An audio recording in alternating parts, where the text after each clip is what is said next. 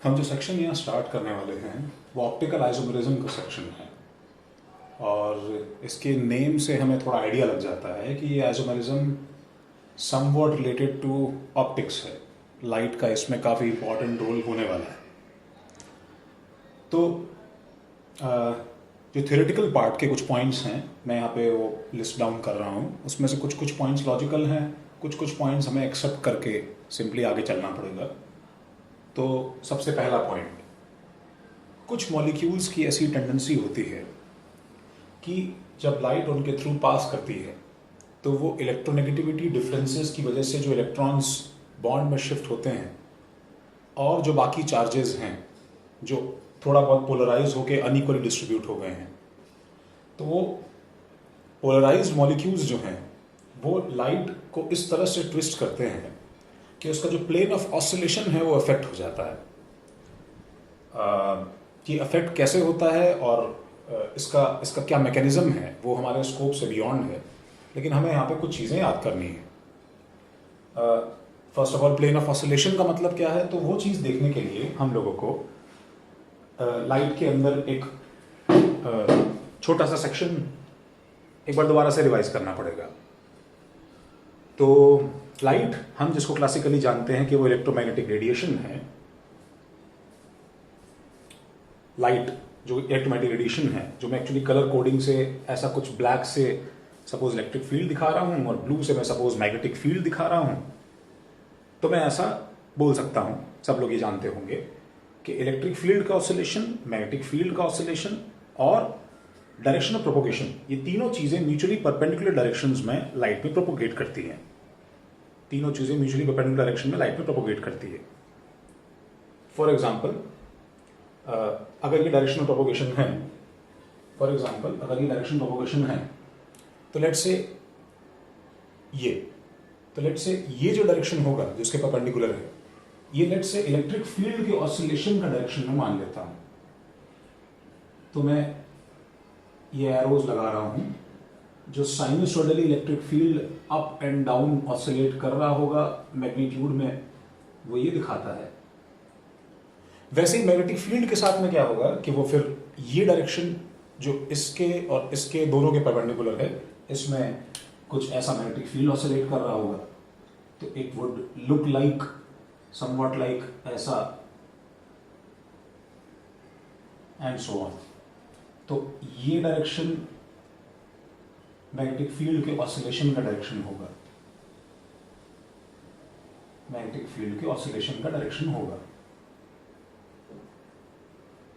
तो अगर मैं इसके सामने एक आई पीस रख के सपोज सब कुछ देख सकता, ऐसा नहीं है हमारी आईज एक एक ऑसिलेशन देख नहीं पाएंगी, बट अगर मैं देख सकता तो मेरे पास जो पिक्चर माइंड में जनरेट होता वो कुछ ऐसा जनरेट होता। देखो कि ये हमारा एक सर्कुलर व्यू का सेक्शन है, इसको थोड़ा सा बोर्ड के प्लेन के परपेंडिकुलर रखा है, तो मुझे इस डायरेक्शन में इलेक्ट्रिक फील्ड ऑसिलेट करती हुई नजर आती, तो वो ऐसा नजर आता मुझे। ये जो अप डाउन एरो का कॉम्बिनेशन है, ये एक्चुअली इलेक्ट्रिक फील्ड का ऑसिलेशन का डायरेक्शन है, और मुझे इस डायरेक्शन में मैग्नेटिक फील्ड का ऑसिलेशन समझ में आता है, तो वो लेट्स से कुछ ऐसा हो जाएगा। ये मैग्नेटिक फील्ड का ऑसिलेशन है, और ऑब्वियसली डायरेक्शन प्रोपोगेशन कैसा हो जाएगा, वो कुछ इस तरह से जो इस सर्कल के परपेंडिकुलर वे में, ठीक है, इसको जो है टीयर करते हुए बाहर आ रहा है। ये हम सारा नोट करना जरूरी होगा हमारे लिए, तो तुम लिख सकते हो इसे पॉज करके। हाँ, तो प्रीवियस पॉइंट के बाद में अगर हम लोग एक रैंडम सोर्स ऑफ लाइट लें, सपोज ये एक बल्ब है जिसमें से लाइट जो है वो एक्चुअली बाहर आ रही है, तो इस रैंडम सोर्स ऑफ लाइट के अंदर क्या है हमारे पास में, जो बीम आ रही है, सपोज ये उसका डायरेक्शन है प्रोपोगेशन का, सपोज ये उसका डायरेक्शन प्रोपोगेशन का है, जो हमने अभी प्रीवियस केस में देखा था कि सपोज मैं अगर अपना आई पीस रख के लाइट को इस तरह ऑब्जर्व कर रहा हूँ, सपोज ये उसका डायरेक्शन प्रोपोगेशन है, तो हमने क्या देखा कि इस ब्लैक में अप डाउन के डायरेक्शन में क्या प्रोपोगेट कर रहा था इलेक्ट्रिक फील्ड, और इस ब्लू में स्लैंट साइडवेज डायरेक्शन क्या प्रोपोगेट कर रहा था मैग्नेटिक फील्ड, और थर्ड डायरेक्शन में इस तरह से लाइट जो है जा रहा था। तो अगर सारी बीम मेरी तरफ आ रही है, सपोज किसी भी सोर्स से मेरी तरफ आ रही है, सपोज उस बल्ब से आ रही है या तुम्हारे आसपास जो भी लाइट्स के सोर्सेज हैं, ट्यूब लाइट्स एंड एक्सेट्रा, इन सब से आ रही है, उन सब में डायरेक्शन ऑफ लाइट तो समझ में आता है, बट ऑसिलेशन हमें समझ में नहीं आता है, हम ऑसिलेशन नहीं देख सकते हैं। तो इस एक सिंगल डायरेक्शन ऑफ प्रोपोगेशन में भी ऐसा हो सकता है कि मल्टीपल ऑसिलेशंस एक्चुअली एनरोल्ड हों। मैं एक्चुअली क्या बोलना चाह रहा हूं, उसका मीनिंग ये है कि जो ये लाइट इस तरह से प्रोपोगेट कर रहा है, तो मैं फॉर सिंप्लिसिटी हम सिर्फ क्या शो कर रहे हैं, showing electric field vectors only.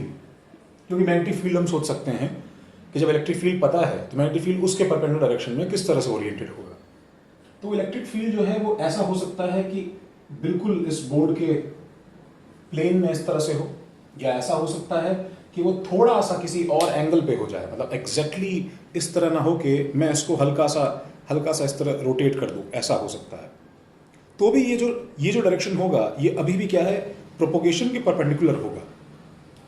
तो मैं इसको यहां पे कुछ इस तरह से रिप्रेजेंट कर सकता हूं कि ये इस तरह से ऑसिलेट कर सकता है, ये इस तरह से ऑसिलेट कर सकता है, ये इस तरह से ऑसिलेट कर सकता है, एंड सो ऑन। और इसके पास में ये वेरियस मोड्स हैं ऑसिलेशन के, जिसमें ये एक्चुअली ऑसिलेट कर सकता है। तो ये जो सर्कल है, इसका जो प्रॉपर व्यू है, फुल व्यू अगर मैं बनाऊं, ये कुछ ऐसा है, ये कुछ ऐसा है जिसमें ये सब डायरेक्शंस जो हैं अलाउड ऑसिलेशंस हैं इलेक्ट्रिक फील्ड के लिए, और ये सब के सब इक्वली प्रोबेबल है। तो होता क्या है कि जब किसी रैंडम सोर्स से लाइट हमारी तरफ आती है, किसी रैंडम सोर्स से लाइट हमारी तरफ आती है, तो तुम ऐसा सोच सकते हो एज इफ तुमने जब उस बीम को कट किया, तो उस कट बीम का जो एक्चुअली क्रॉस सेक्शनल व्यू होगा, वो कुछ cross sectional view of electric fields कुछ ऐसा होगा, cross sectional view of electric fields कुछ ऐसा होगा। तो इसको बोलते हैं नॉन पोलराइज्ड लाइट। मतलब इसके अंदर, लाइट के अंदर ऑसिलेशन का कोई डायरेक्शन नहीं है, प्रोपोगेशन का डायरेक्शन है लेकिन ऑसिलेशन का डायरेक्शन नहीं है। इट्स लाइक एक व्हील के, जैसे साइकिल के या किसी बाइक के व्हील के स्पोक्स होते हैं, तो वो सब के सब डायरेक्शंस जो हैं अलाउड हैं, और उस व्हील के सर्कल के प्लेन के परपेंडिकुलर लाइट प्रोपोगेट हो रही है। तो जब तुम ऐसी लाइट जो है वो किसी भी मॉलिक्यूल से पास करते हो, तो लेट से अगर हमारे पास में ये वो मॉलिक्यूल है, सब्सटेंस है, वो केमिकल सब्सटेंस है, जिसके थ्रू मैं ऐसे अगर पास करूं, तो ये केमिकल सब्सटेंस क्या करता है, this has a tendency to rotate the plane polarized light, sorry to rotate the plane of oscillation. ठीक है, ये इसका राइट वर्ड जो अभी हमने सीखा है। तो प्लेन ऑफ ऑसिलेशन रोटेट करने का मतलब ये है कि अगर मैं इसमें एक ऐसी लाइट एंटर करवाता, इस तरह से ऑसिलेट करने वाली लाइट में अगर एंटर करवाता, तो जैसे जैसे लाइट इसके अंदर से क्रॉस करना शुरू करता, ये इसको हल्का हल्का टिल्ट करना शुरू कर देता है, एंड बहुत ग्रेजुअली ये इसको टिल्ट करते करते किसी एंगल पे लेके आ सकता है। तो जब ये किसी एंगल पे आ जाएगा और मैं इसे बाहर से व्यू करने की कोशिश करूंगा, अगर सपोज मैं देख सकता, किसी तरह से इस ऑसिलेशन को ऑब्जर्व कर सकता, तो मुझे सारे ऑसिलेशन जो है वो टिल्टेड दिखाई देंगे। डायरेक्शन अभी वही है, लाइट इसमें से पास कर रहा है, लेकिन सबके सब ऑसिलेशन क्या है, वो टिल्टेड दिखाई दे रहे हैं। तो इट्स लाइक हम लोग इसको ऐसे समझ सकते हैं, एज इफ मेरे पास में एक 390 डिग्री एंगल्स का एक सिस्टम है ये। तो इन 390 डिग्री एंगल्स के सिस्टम में से जो ये प्लेन सिग्मा बॉन्ड की तरह फीचर है, ये इसका डायरेक्शन प्रोपोगेशन है। तो ये इलेक्ट्रिक और मैग्नेटिक फील्ड्स हैं। तो हम लोगों ने बोला कि अभी हम सिर्फ इलेक्ट्रिक फील्ड ऑब्जर्व कर रहे हैं, तो लेट से मैं इसको एक बार हटा देता हूँ। मैग्नेटिक फील्ड है इसके परपेंडिकुलर, बट हम उसे देखने में इंटरेस्टेड अभी नहीं है, लेट से। तो इलेक्ट्रिक फील्ड का मेरे पास में एक ऐसा डायरेक्शन भी हो सकता है, ऐसा भी हो सकता है, ऐसा भी हो सकता है, एंड सो ऑन। तो मेरे पास में इस बीम में इतने सारे मिक्सचर ऑफ ऑसिलेशंस रहेंगे कि ये एक रैंडमली पोलराइज करती हुई, रैंडमली ऑसिलेट करती हुई लाइट बीम्स का कॉम्बिनेशन है ये, एक्चुअली सिंगल थिक बीम। तो जब मैं इसे मॉलिक्यूल से पास करूंगा, और लेट से मॉलिक्यूल के पास में एक ऐसी प्रॉपर्टी है जिससे क्या है कि वो इस टाइप के ऑसिलेशन को, वो एक्चुअली इस जो है टाइप के ऑसिलेशन को एक्चुअली रोटेट करके, ठीक है, ऐसे जो है ट्विस्ट कर देता है। तो थोड़ी देर तुमने उस मॉलिक्यूल से जब पास किया, व्हेन यू स्टार्टेड पासिंग, तो सपोज ऑसिलेशन इस डायरेक्शन में था, और जब तुमने पास करके बाहर निकाल लिया तो ऑसिलेशन टिल्ट होके ऐसा हो गया। तो ये यहाँ से यहाँ की जो जर्नी उस सॉल्यूशन ने उस केमिकल सब्सटेंस लाइट के साथ में छेड़छाड़ करके करवाई, इसको बोलते हैं ऑप्टिकल रोटेशन। इसको बोलते हैं ऑप्टिकल रोटेशन। तो प्रॉब्लम ये है इस ऑप्टिकल रोटेशन के साथ में कि अभी का सिनेरियो जरा इमेजिन करो, and you have to imagine this, कि एज इफ ये मेरे पास में, आई एम सॉरी बार बार कलर चेंज कर रहा हूं, तो मान लो ये सब के सब जो है इलेक्ट्रिक फील्ड के ऑसिलेशन के डायरेक्शंस हैं। एक बीम में ऐसे था, एक बीम में ऐसे भी था इलेक्ट्रिक फील्ड, एक बीम में किसी और एंगल पे होगा, एक बीम में किसी और एंगल पे होगा, एंड सो ऑन। ये सब के सब अगर इसके ऑसिलेशन के डायरेक्शंस हैं, एंड सपोज तुमने ऐसी बीम जो है उसमें से पास की, एंड मॉलिक्यूल ने क्या किया, मॉलिक्यूल ने इसका, ठीक है, एंगल जो है इलेक्ट्रिक फील्ड के ऑसिलेशन का एंगल जो है किसी तरह से ट्विस्ट कर दिया। जब वो घुसा तो इस एंगल पे था, एंड जब उसने ट्विस्ट कर दिया तो एक्चुअली इस एंगल पे आ गया। नाउ इमेजिन ऐसे अगर इनफाइनाइट डायरेक्शंस मेरे पास में हैं, तो तुम्हें ये ट्विस्टिंग एक्शन दिखाई देगा क्या? तुम्हारे लिए सबके सब इलेक्ट्रिक फील्ड्स जो हैं वो एक जैसे हैं, क्योंकि लाइट बीम तो एक ही है। तो हमें इस कचरे में किसी ने क्या है, ये फाइन वर्क ऑफ ट्विस्टिंग किया, ये दिखाई नहीं देगा। तो मुझे ये ट्विस्टिंग का एक्शन देखने के लिए, ठीक है, ये जो ऑप्टिकल रोटेशन इसने कॉज किया है, ये जो ऑप्टिकल रोटेशन इसने कॉज किया है, ये ऑप्टिकल रोटेशन तुम्हें अभी विजिबल नहीं होगा, ठीक है। टू ऑब्जर्व, सेकंड पॉइंट हमारा, to observe this optical rotation, हमें कुछ करने की जरूरत है। To observe this optical rotation we need to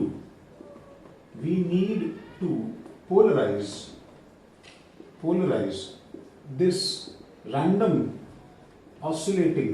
oscillating light। हमें इसको पोलराइज करने की जरूरत है, randomly oscillating light। इसको तुम एक बार कॉपी कर सकते हो। बिफोर कॉपिंग इसके नीचे एक लाइन और डाल रहा हूं, this is done by polarizer, this is done by polarizer. एक नॉर्मल उसका जो एग्जाम्पल है that is actually Nicol prism. इसे एक बार कॉपी कर सकते हैं हम लोग।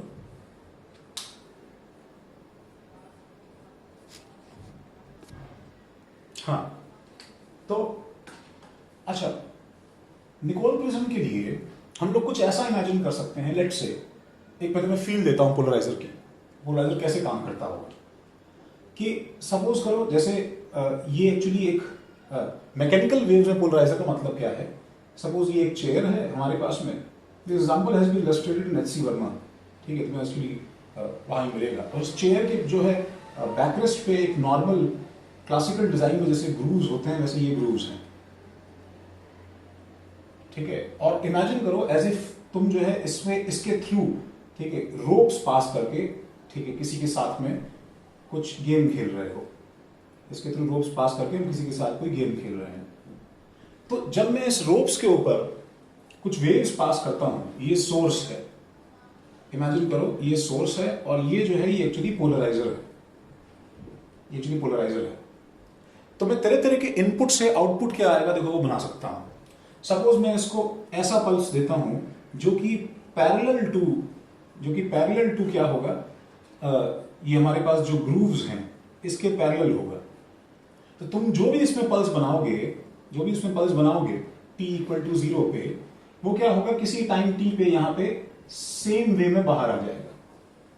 सपोज तुमने क्या किया, तुमने जो है वो किसी इस तरह से पल्स बनाया कि जो एक्चुअली ये ग्रूव का डायरेक्शन है इसके परपेंडिकुलर पल्स बनाया। तो अगर तुमने कुछ ऐसा पल्स बनाया जो परपेंडिकुलर टू ग्रूव है, तो परपेंडिकुलर ग्रूव होने की वजह से जैसे ये पल्स यहां पे क्रिएट होगा, थोड़ी देर बाद में तुम अगर यहां पे ऑब्जर्व करोगे तो इस ग्रूव का जो सॉलिड एंड्स हैं वो सारा इसका एनर्जी जो है वो एक्चुअली वेस्ट कर देंगे। तो यहां पे मेरे पास में कोई आउटपुट नहीं आएगा, यहां मेरे पास कोई आउटपुट नहीं आएगा। एंड डिपेंडिंग अपॉन कि मैं किसी और डायरेक्शन पे अगर ये पल्स क्रिएट करता हूं, तो ये पल्स जो है ये उसका एक कंपोनेंट छोटा सा उसके तरफ बाहर निकाल सकता है। तो इन शॉर्ट इसका कंक्लूजन क्या है कि अगर मेरे पास में एक randomly non polarized beam of light थी, सपोज ये मेरे पास में एक non polarized beam of light थी, ये उसका क्रॉस सेक्शन है, जिसके अंदर इन सब डायरेक्शंस के अंदर जो है ये एक्चुअली ठीक है ऑसिलेशन हो रहा था, और मैंने इसे सपोज एक पोलराइजर से पास करवा लिया, ये एक तरह का सब्सटेंस है जो ऑप्टिकली वही काम करता है जो मैकेनिकल में तुमने किया। तो the outcome of this will be, कुछ ऐसा आउटकम निकल के आएगा कि इसमें जिनका ऑसिलेशन इसके लिए पैरेलल था ये उनको परमिट करेगा, जिनका नहीं था उनका एक कंपोनेंट ट्रांसमिट कर सकता है या उन्हें पूरी तरह से ब्लॉक कर सकता है, but the outcome of this thing will be a plane polarized light, polarized light. This is now first of all the standard। अब हमारे पास में क्या है, सिग्नल्स रिकॉर्ड करने का, रीडिंग्स लेने का हमारे पास में एटलीस्ट एक पैरामीटर सेट हुआ है। अब हम लोग इस बीम को जो है एक्चुअली किस में पास करते हैं, हम लोग इस बीम को पास करते हैं एक केमिकल सब्सटेंस से, तो ये सपोज हमारे पास सॉल्यूशन है, और इस सॉल्यूशन से पास करने पे जब बीम बाहर निकलती है तो अब जो उसके अंदर टिल्टिंग आएगी वो सब के सब डायरेक्शंस के अंदर एक यूनिफॉर्म फॉर्म में आएगी, बिकॉज वैसे भी लाइट पहले भी क्या करता था, सारी बीम्स को एक ही एंगल से रोटेट करता था, लेकिन वो बराबर इक्वली डिस्ट्रीब्यूटेड रैंडम डायरेक्शन में स्पोक्स होने की वजह से, जैसे साइकिल के व्हील को अगर तुमने रोटेट कर दिया तो कोई बता पाएगा क्या कि साइकिल उस ओरिएंटेशन में नहीं है जिसमें मैं पहले छोड़ के गया था। लेकिन अगर इमेजिन करो साइकिल के स्पोक्स अगर एक ही डायरेक्शन में होते, तुम उसे अगर बिल्कुल वर्टिकली छोड़ के गए हो और वो किसी और एंगल में मिलते तो तुम बोल सकते थे कि किसी ने इसको टच किया है। तो the same thing happens here. अब जो उसमें से लाइट बीम पास होती है और पास होकर निकलती है तो उसके अंदर कुछ ऐसी सिचुएशन निकल के आती है हमारे पास में कि ये बीम जो है ये टिल्टेड फॉर्म में तुम्हें दिखाई देती है, ये बीम में टिल्टेड फॉर्म में दिखाई देती है। नाउ हम इस चीज को कैसे पता लगाते हैं कि टिल्ट हो गया है, तो इसके लिए फिर से एक्चुअली क्या है, पोलराइजर का ही हम लोग यूज करते हैं। ठीक है, आगे डायग्राम जो है इसका ये कंटिन्यू होना चाहिए, तो मैं इसके आगे क्या है फिर से एक पोलराइजर लगाता हूं। द ओनली डिफरेंस इज अब की बार हम उसे एक्चुअली एनालाइजर बोलते हैं, दिस इज कॉल्ड एनालाइजर। ये क्या होता है, ये भी रिकॉल प्रिज्म है। अब इसकी क्या खास बात है कि तुम जब इसके थ्रू अपने आई पीस को अपने इसके थ्रू आई पीस को रख के जब लाइट को ऑब्जर्व करते हो तो तुम्हें पता है कि अभी जब लाइट ऐसे टिल्ट हो गई है और ये सिर्फ इसी को परमिट करता है, तो तुम्हें जो इंटेंसिटी होगी वो तुम्हें क्या दिखाई देगी, लाइट की क्या दिखाई देगी, बोलो इंटेंसिटी। कम, ज्यादा, जीरो, सेम, क्या दिखाई देगी, कम, लो इंटेंसिटी दिखाई देगी, बिकॉज इट्स लाइक पोलराइजर का डायरेक्शन जो था परमिशन का, ठीक, वो एक्चुअली ऐसा था, इस तरह के ग्रुप्स थे। लाइट को ऑप्टिकल सॉल्यूशन ने जो इस तरह ऑसिलेट करती हुई आ रही थी उसको ऐसा टिल्ट कर दिया है। जब ये इसके पीछे स्मैश करेगा तो इसके छोटे छोटे कंपोनेंट इसमें से बाहर निकल के आएंगे, तो ये लो इंटेंसिटी मुझे दिखाई दे रही है। तो मैं क्या करता हूं, मैं एक्चुअली इस पोलराइजर को रोटेट करना शुरू करता हूं। I actually rotate this polarizer in a direction, rotate करना शुरू करता हूं, एंड रोटेट करते करते मेरे पास में एक ऐसा एंगल आएगा जब ये पोलराइजर किसी ऐसे एंगल पे आ जाएगा, देखो अब ये डायरेक्शन और वो डायरेक्शन जरा मैच करो, क्योंकि ये दोनों सेम हो गए हैं। तो what you are doing is कि तुम आई पीस अपने सामने, आई पीस के सामने लाइट के आने से और तुम्हारे आंख के बीच में, आई पीस के बीच में हम लोग एक्चुअली पोलराइजर रख के बैठे हैं और इसे रोटेट कर रहे हैं। तो जो लाइट का डायरेक्शन इस तरह से आ रहा है और आगे जो हमारे पास में इस तरह से पोलराइजर था जो कि अब एनालाइजर है, इसको मैं अगर रोटेट करना शुरू करूं there will come a time, जैसे जैसे मैं इसे रोटेट कर रहा हूं इंटेंसिटी बढ़ती जाएगी। तो एक ऐसा टाइम आएगा जब इसका जो ऑसिलेशन है वो उस पोलराइजर के ग्रुप्स के बिल्कुल पैरेलल होगा। तो मैकेनिकली इसे जब हम चेंज करते करते हम देखेंगे कि as you start moving in this direction intensity increases, और किसी एक पर्टिकुलर थीटा पे ऐसा होगा, कि ये इंटेंसिटी जो है ये मैक्सिमाइज हो जाएगी, ठीक है। और एक और चीज, ठीक है, ये हमारा केस 1 है, और हम ये भी बोल सकते हैं कि किसी एक जो है डायरेक्शन में जो तुमने ऐसे रोटेट किया, और अगर तुम इसे ऐसे रोटेट करो कि पोलराइजर टिल्ट होते होते एग्जैक्टली इस तरफ चला जाए, सच दैट कि इसके साथ में एंगल 90 डिग्री हो जाए, तो इस समय अब तुम जब इसको देखोगे जब तुम इसके थ्रू इसको देखोगे तो तुम्हें यहाँ पे जो है वो जीरो इंटेंसिटी नजर आएगी, जीरो इंटेंसिटी नजर आएगी। तो तुम्हारे पास में एक्चुअली 3 केसेस हैं। एक केस जब तुम पोलराइजर 90 डिग्री कर देते हो तो जीरो इंटेंसिटी हो जाता है। एक केस जब तुम इसके थ्रू देखते हो, तो तुम्हें इंटेंसिटी मैक्सिमम नजर आती है, और एक केस जब तुम्हें नॉर्मल रखने पे इंटेंसिटी लो नजर आती है। इन तीनों एंगल्स की रीडिंग लेके हमें यह समझ में आता है, हमारे पास एक प्रिसाइज मेजरमेंट आता है कि ये जो बीम इस तरह से ऑसिलेटेड थी, इसको एक्चुअली इस सॉल्यूशन ने कितना रोटेट किया होगा। तो जो पहले हमारे पास में डेटा नहीं मिल पा रहा था, वो अब हमारे पास में जो है ऑप्टिकल रोटेशन प्रॉपरली निकल के आता है। This thing is called optical rotation, let's say theta. हम इस सेक्शन को कॉपी कर सकते हैं, इसे जल्दी से कॉपी करो। नंबर 3,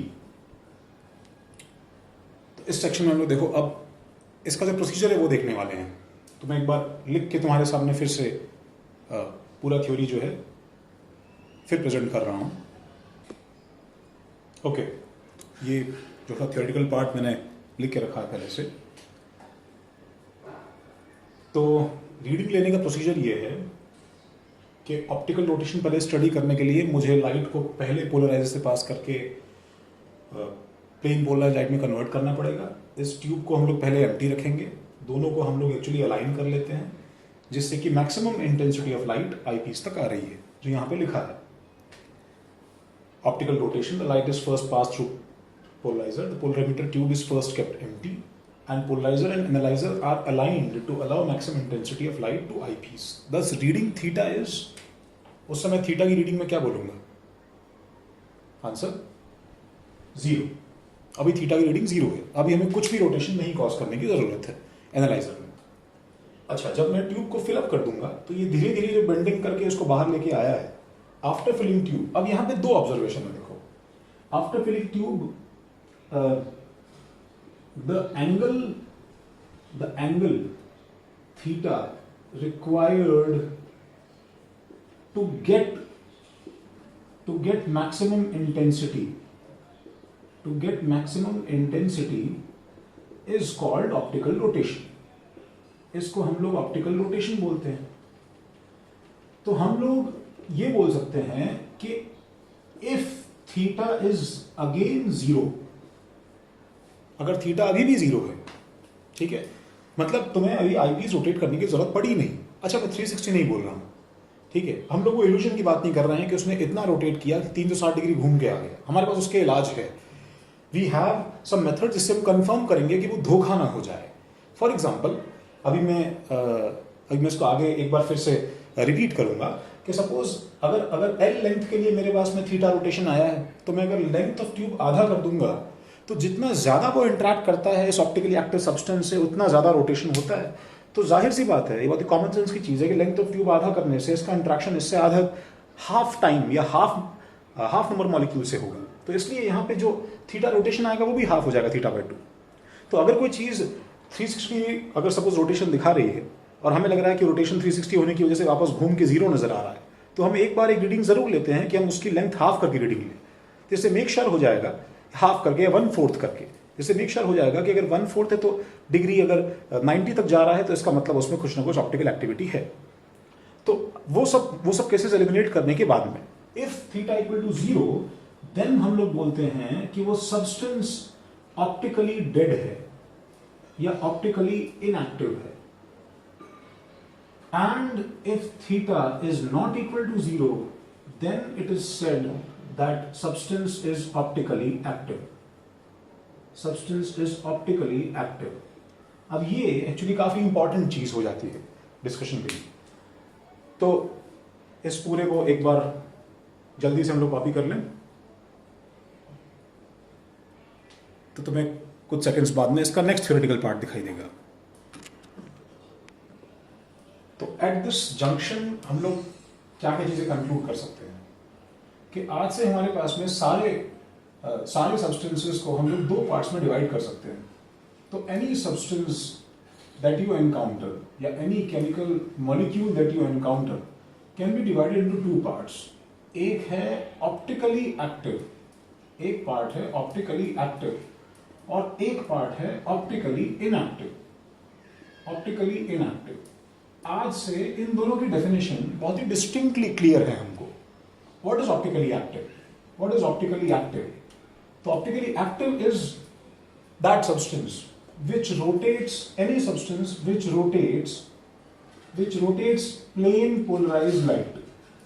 जो प्लेन पोलराइज लाइट को रोटेट करे वो ऑप्टिकली एक्टिव, और which does not affect plane polarized light is optically inactive। This is as good as this। बस इतनी सी बात है। अच्छा, हमें कैसे मालूम चलेगा कि वो सब्सटेंस ऑप्टिकली एक्टिव है कि इनएक्टिव है? हम हर बार तो ये पोलरीमीटर ट्यूब नहीं सेट करेंगे, उसका तरीका बहुत आसान है। अच्छा, हम लोग पहले एक बार इस पे फोकस करते हैं। जो ऑप्टिकली एक्टिव सब्सटेंस होता है, ठीक है, इसके अंदर क्या है?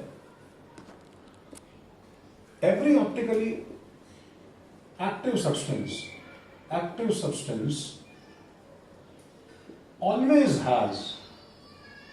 always has a mirror image non-superimposable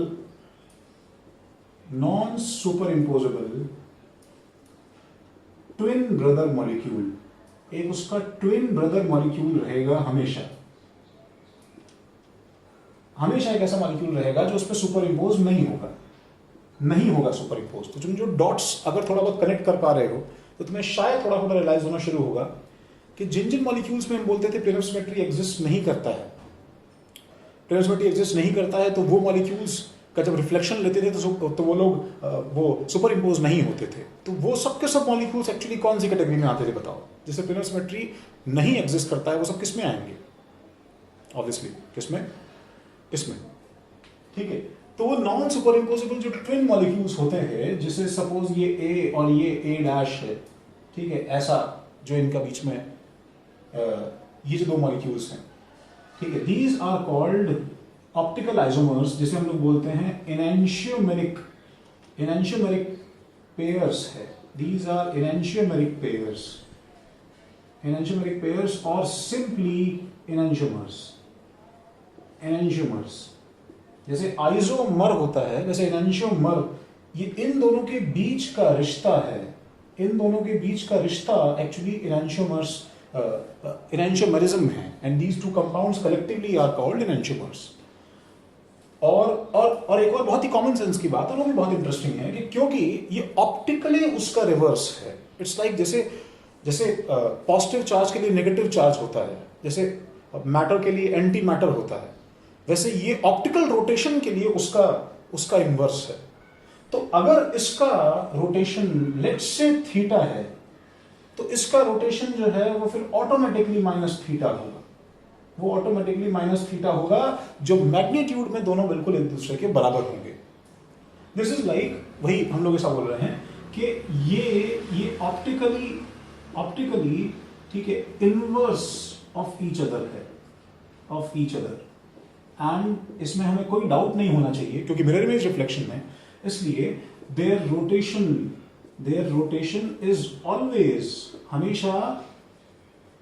always equal in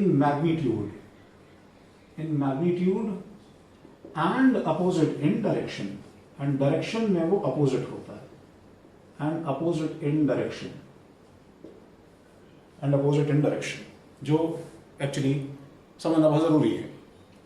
और रही बात इसकी, तो इसके लिए हम लोग क्या बोल सकते हैं? जो ऑप्टिकली इनएक्टिव है उसमें हम लोग बाद में आते हैं। हम लोग इसके नीचे एक पॉइंट और अभी नोट करना चाह रहे हैं। तो वो पॉइंट क्या है, मैं इसको सारा इरेज कर रहा हूं। वो पॉइंट है कि क्योंकि हमने अभी बताया कि एक का प्लस थीटा और एक का माइनस थीटा होता है, तो यहां पे एक और चीज जो है इनके लिए नेम असाइन किया जाता है कि इफ रोटेशन इज क्लॉकवाइज, अगर रोटेशन क्लॉकवाइज है, जो भी आइसोमर उससे क्लॉकवाइज रोटेट करता है लाइट को बाय ए, लेट्स से, तो मुझे पता है कि एंटी क्लॉकवाइज रोटेशन जो है वो बाय ए डैश होगा, वो ए डैश करेगा। तो if rotation is clockwise by A, then it is called dextro rotatory. और एक सिंपल हम लोग छोटा सा स्मॉल डी यूज करते हैं, स्मॉल डी टर्म यूज करते हैं, और हम लोग एक साइन कन्वेंशन पॉजिटिव भी कभी कभी लगा देते हैं उस मॉलिक्यूल के सामने, प्लस, सिंपली प्लस, चार्ज नहीं, ऑप्टिकल रोटेशन के हिसाब से प्लस है। तुम्हें समझ में आना शुरू हो जाएगा कि वो कब प्लस क्या मीन कर रहा है। और anti clockwise A dash is called, it's like वो राइट लेफ्ट, ठीक है, दायां बायां वाला सिस्टम है भाई, इज कॉल्ड लीवो रोटेटरी,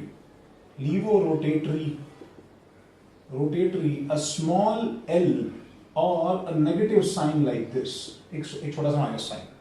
तो डेक्स्ट्रो लीवो ये हमेशा पेयर में होंगे, जो भी तुमने आइसोमर पकड़ा है, ठीक है, वो अगर ये है तो उसका मिरर इमेज ऑब्वियसली वो होगा, एंड वाइस वर्सा। इसमें कुछ कंफ्यूजन की बात ही नहीं है, ये कभी गलत नहीं हो सकता, ये हमेशा सही रहेगा। ऑब्वियसली जो ऑप्टिकली इनएक्टिव है उनका रोटेशन तो जीरो है, तो उससे कुछ फर्क ही नहीं पड़ता है, तो वहां पे कोई कुछ ऐसा हमें दिखाई नहीं देगा।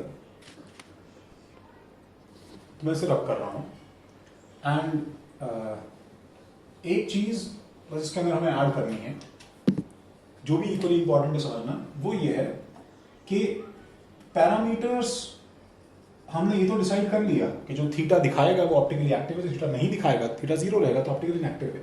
बट पैरामीटर्स विच गवर्न या which decide the magnitude of theta, the magnitude या वैल्यू ऑफ थीटा, तो वो जो पैरामीटर्स हैं वो एक्चुअली क्या क्या हैं। तो सबसे पहले व्हाट डू यू थिंक, एक प्लेन पोलराइज लाइट जो है, एक प्लेन पोलराइज लाइट का ये सेक्शन जो है, ये एक्चुअली इस ट्यूब से पास करता है और ये लाइट बेंड होके इस तरह से इसमें से निकलती है। तो तुम्हें क्या लगता है क्या क्या पैरामीटर्स मुझे लिस्ट बनाने चाहिए यहाँ पे? जो पैरामीटर तुम सोच सकते हो तुम सबका लिस्ट यहाँ सोच, एक एक जो पैरामीटर यहाँ पे मेंशन कर सकते हो। तो ये यहाँ से यहाँ के बीच में जो ये एंगल थीटा हुआ है, दिस एंगल थीटा, ठीक है, थीटा इज डिपेंडेंट ऑन, ठीक है, ओके। तो इसे पॉज करके तुम पहले दो तीन फैक्टर्स तुम सोचो, ठीक है, एटलीस्ट मतलब 3-4 फैक्टर्स तुम्हारे दिमाग में, अगर 3-4 फैक्टर्स इसके आंसर्स हैं तो कम से कम 2 से 3 तुम्हें गेस करने चाहिए क्या क्या चीजें उस पर डिपेंड करेगी। नंबर 1, तो मैं सिंपल फैक्टर्स पर लिस्ट डाउन करता हूं। तो एक बहुत ही कॉमन सेंस का फैक्टर जो है वो एक्चुअली ये है, इसका लेंथ L। तो theta is dependent on L। और अब मुझे बताओ कि प्रोपोर्शनल है कि इनवर्सली प्रोपोर्शनल है? लेंथ जितना बड़ा होगा उतना ज्यादा डेविएशन होगा या कम डेविएशन होगा, ये तो ऑब्वियसली गेस कर सकते हैं। और theta is directly proportional to L, कोई पावर ओवर कुछ नहीं, बस L। बहुत ही सीधी सी बात है। तुम लेंथ डबल करोगे, number of molecules concentration same रहने की वजह से क्या होंगे, डबल होंगे। तो ज्यादा इंटरेक्शन होगा, डबल इंटरेक्शन होगा तो डबल रोटेशन होगा। अच्छा, नंबर 2, और लेट्स से अगर ये एक्वस सॉल्यूशन है, कोई सॉलिड सब्सटेंस नहीं है, एक्वस सॉल्यूशन है, तो एक और चीज आ जाती है जो भी बहुत सिंपल है, क्या? Concentration C। तो theta is proportional to concentration C, theta is proportional to concentration C। और कॉन्सेंट्रेशन C आ जाने के बाद में थर्ड चीज जो हमारे पास में और आती है वो है लैम्डा ऑफ लाइट यूज्ड। तुमने कौन सी लाइट यूज की है, रेड, ब्लू, ग्रीन, इस पर भी डिपेंड करेगा कि वो कितना रोटेट करेगा। और fourth and last thing is temperature, किस टेम्परेचर पे करवाया जाता है। इन दोनों का पैरामीटर जो है वो हम लोग शायद थोड़ा सा, ठीक है, इजीली नहीं देख पाए, हम लोग नहीं गेस कर पाए। एटलीस्ट शायद थर्ड तुम फिर भी कर सकते हो क्योंकि तुम्हें थोड़ा सा आइडिया है इसका कि लैम्डा में इंक्रीज करते हैं तुम्हें डिफ्रैक्शन में, स्कैटरिंग में, तुम्हें सब जगह से थोड़ा आइडिया है कि लैम्डा इंक्रीज करने से red light has a tendency to scatter less, to deviate less. The same happens here कि अगर तुम्हारा लैम्डा ज्यादा है, अगर तुम्हारा लैम्डा तुम अगर इंक्रीज करते हो तो थीटा जो है वो जनरली क्या करेगा भाई, बोलो?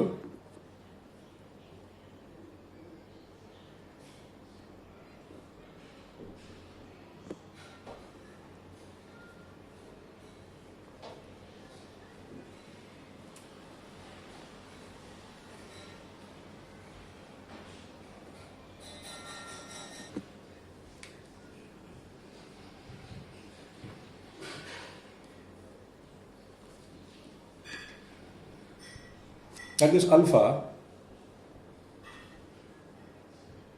is, अगर कुछ पार्ट मिस ना हो गया हो, that this alpha is actually called specific rotation. This alpha is actually called specific rotation. एक बार फिर से बता रहा हूं मैं, देखो थीटा जो है ये एक्चुअली किस किस पर डिपेंडेंट है बताओ। थीटा जो है सबसे पहले डिपेंडेंट है, बहुत ही कॉमन सेंस की बात है, लेंथ ऑफ ट्यूब पे। जितना बड़ा हमारे पास में लेंथ ऑफ ट्यूब रहेगा उतना ज्यादा मॉलिक्यूल से इंटरेक्ट करेगा, तो थीटा उतना ज्यादा डेविएट होता जाएगा उस तरफ, proportional to L. Theta actually किस पर डिपेंडेंट है, कॉन्सेंट्रेशन पे।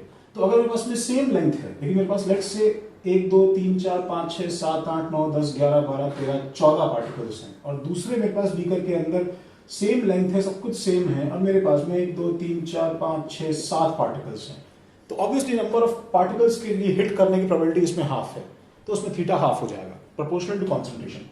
लैम्डा इंक्रीज करने से हमें थोड़ा सा आइडिया है कि हायर वेवलेंथ की लाइट जो है वो डेविएट कम होती है, डिफ्रैक्ट कम होती है, स्कैटर कम होती है, तो यहाँ बेंडिंग भी उसकी कम है, तो लैम्डा इंक्रीज करोगे तो थीटा कम हो जाएगा। ये फैक्टर हमें याद करना पड़ेगा, टेम्परेचर इंक्रीज करें थीटा इंक्रीज करता है। आखिरी फैक्टर जो है वो इस पर डिपेंड करता है कि जो पार्टिकल तुमने लिया है इसकी खुद की कैरेक्टरिस्टिक प्रॉपर्टी क्या है, मतलब how much optically active it is, कितना ज्यादा ये ट्विस्टिंग एक्शन कॉज करता है, ये इसके ऊपर डिपेंड करता है। तो ये चीज हम लोग एक्चुअली प्रिडिक्ट नहीं कर सकते हैं, हम इनके लिए श्योर हैं कि इसका असर क्या है, प्रोपोर्शनल है, इनवर्सली प्रोपोर्शनल है एंड सो ऑन, जो भी कुछ है। लेकिन हम फिफ्थ पॉइंट हम लोग नहीं जानते हैं, ये उसका वो यूनिक कैरेक्टरिस्टिक प्रॉपर्टी है ऑप्टिकल रोटेशन का, जैसे मेटल्स के लिए वर्क फंक्शन होता था। तो हमने इन सबको कंबाइन किया तो हमारे पास आया कि theta is actually proportional to L into C, और प्रोपोर्शनलिटी साइन हटाया तो हमारे पास में एक कांस्टेंट नंबर आया अल्फा, हमने उसको नाम दे दिया। ये अल्फा यूनिवर्सल कांस्टेंट नहीं है, ये अल्फा वो कैरेक्टरिस्टिक प्रॉपर्टी सब्सटेंस का कैरेक्टरिस्टिक प्रॉपर्टी है जिसको हम लोगों ने नाम दे दिया specific rotation. Why it is called specific rotation, इसका भी लॉजिक बहुत सिंपल है। तुम अल्फा को कैसे एक्सप्रेस कर सकते हो, अल्फा इज इक्वल टू, बोलो क्या, alpha at a particular temperature for a particular lambda. किसी एक पर्टिकुलर लैम्डा और टेम्परेचर के लिए alpha can be written as theta divided by L into C, theta divided by L into C. Why it is called specific rotation, specific resistance, specific mass, सब चीजें क्या होती है बताओ, कि अगर मैं एल को 1 ले लूं और सी को 1 ले लूं तो जो थीटा होगा वो अल्फा बन जाएगा। उस लॉजिक से ये अल्फा उसका कैरेक्टरिस्टिक प्रॉपर्टी है। तो डायमेंशनली चीजें कैसे रखी जाती हैं इसके अंदर, this C is generally expressed often in gram per ML के फॉर्म में एक्सप्रेस किया जाता है, and this L is expressed in the form of decimeters. But जैसा कभी डायमेंशन दिया जाएगा सवाल में तो मैं उस हिसाब से उसे प्रैक्टिस करना है। तो ऑप्टिकल रोटेशन के लिए हमारे पास में एक इतना ब्रीफ इंट्रोडक्शन जो है वो भी मालूम होना चाहिए कि हम इससे क्या डील कर रहे हैं। तो तुम्हें इसके बाद नेक्स्ट वीडियो में हम लोग उसको देखेंगे कि क्यों कुछ पार्टिकल्स ऑप्टिकली एक्टिव होते हैं और क्यों कुछ पार्टिकल्स ऑप्टिकली इनएक्टिव होते हैं, और क्यों मिरर इमेजेस सुपर इम्पोज नहीं होती हैं, और उनके सुपर इम्पोज नहीं होने से एक्टिविटी पे क्या फर्क पड़ता है एंड ऑल दैट स्टफ, जो होपफुली काफी इंटरेस्टिंग रहेगा। ठीक है, तो मैं अभी एक बार के लिए वीडियो यहीं पे हम लोग इसको एंड करते हैं। तो इस सेक्शन में हम लोग ऑप्टिकल एक्टिविटी और इनएक्टिविटी किसी कंपाउंड की कैसे डिस्कस करते हैं, कैसे मालूम लगाते हैं, वो हम लोग देख रहे हैं।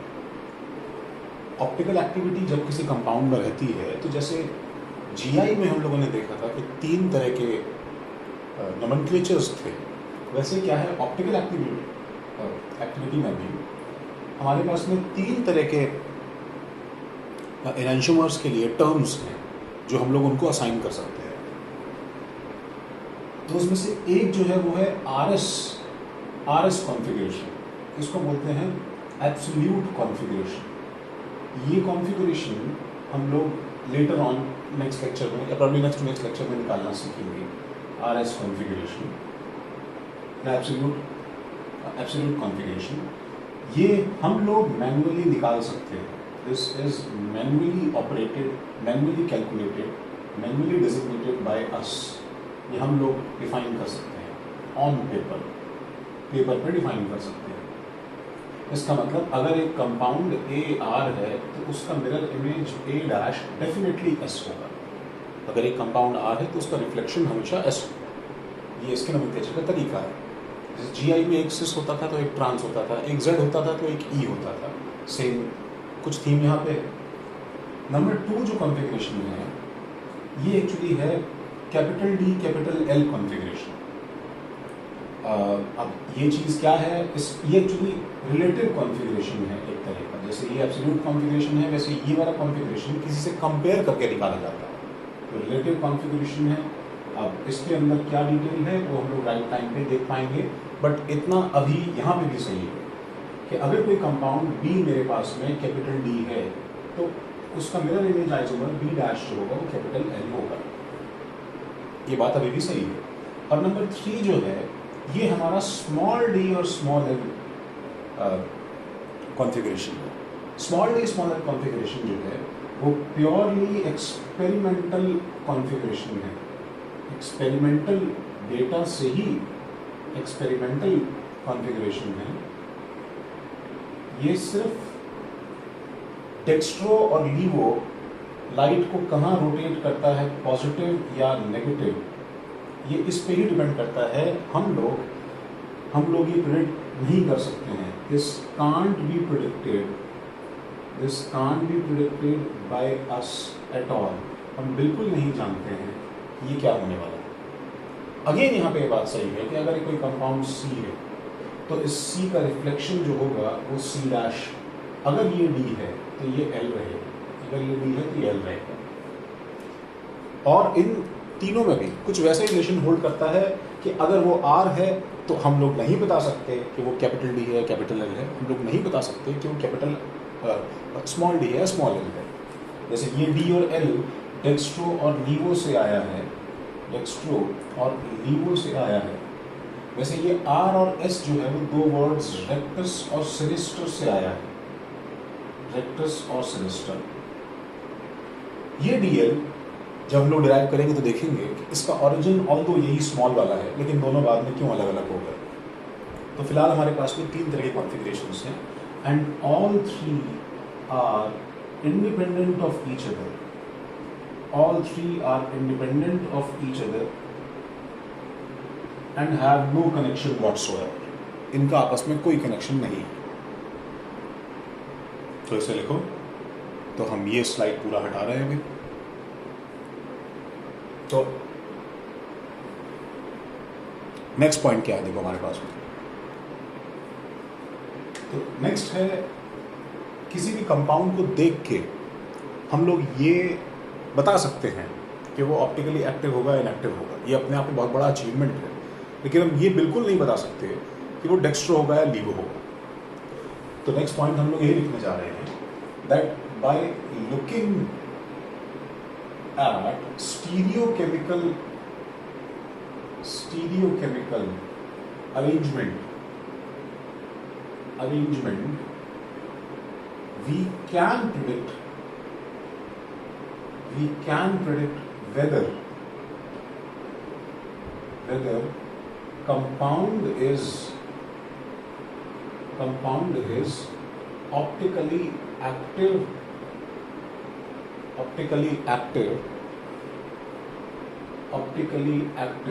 or inactive,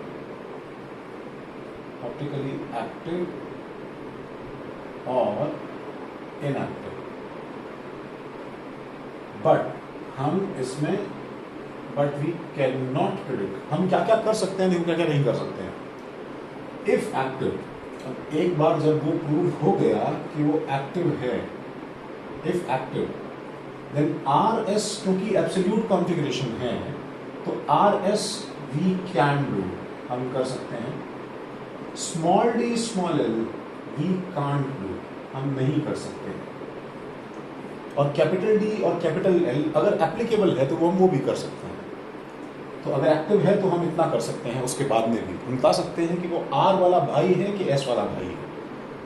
ये दोनों काम हम फिर भी कर सकते हैं। तो ऑप्टिकली एक्टिव कंपाउंड कैसे ढूंढते हैं, उसके लिए मैं तुम लोग के सामने इस वीडियो पे एक छोटा सा एक्टिविटी कर रहा हूँ। अब ये activity is strictly meant for class, मतलब ऑनलाइन वीडियो पे इसका जो भी जिस्ट है वो एक्चुअली 50% में डिलीवर नहीं होता है। But we know that. तो ये सब अब जैसा भी हो, तुम्हारे साथ जो भी हो आगे, सब कुछ इस पर डिपेंड करता है कि तुम्हें कितना अच्छे से समझ में आता है ये चीज़। फॉर एग्जांपल, मैंने अभी देखो अपने हाथ में एक जो है मॉलिक्यूल लिया हुआ है, ठीक है। ये कार्बन, टेट्रावैलेंट कार्बन है, जिसपे 4 ग्रुप्स लगे हैं, ये इसमें से 2 ग्रुप एक जैसे हैं, ऑब्वियसली वाइट वाइट, ये दोनों ग्रुप एक जैसे हैं। ये अलग है, ये अलग है, तो टोटल मेरे पास में 3 तरह के ग्रुप्स लगे हुए हैं, 2 वाइट, एक ग्रीन, एक ब्लू। तो मुझे सबसे पहले बताना है कि ये वाला कंपाउंड कुछ ना कुछ ऑप्टिकल रोटेशन किसी के साथ दिखाता होगा, डेफिनेटली दिखाता होगा। सपोज मैं इसका एक सॉल्यूशन तैयार करता हूँ और लाइट जब इसके थ्रू क्रॉस करती है तो ये लाइट को लेट से हल्का सा ग्रीन की तरफ बेंड कर देता है। तो ये बेंड करके यहाँ से जब निकालता है तो प्लेन नहीं होकर वो हल्का सा इस तरफ बेंड होकर निकलती है। अच्छा, अब ये जो इस तरफ की बेंडिंग है, ये बेंडिंग एग्जैक्टली कौन रिवर्स कर सकता है, वापस इसको कौन एग्जैक्टली कैंसिल कर सकता है? इसका मिरर इमेज, क्योंकि ऑप्टिकल रोटेशन जो है वो उसका इन्वर्स है। ऑप्टिकल रोटेशन में रिफ्लेक्शन होने की वजह से वो हर तरह की ऑप्टिक्स में इसका इन्वर्स है।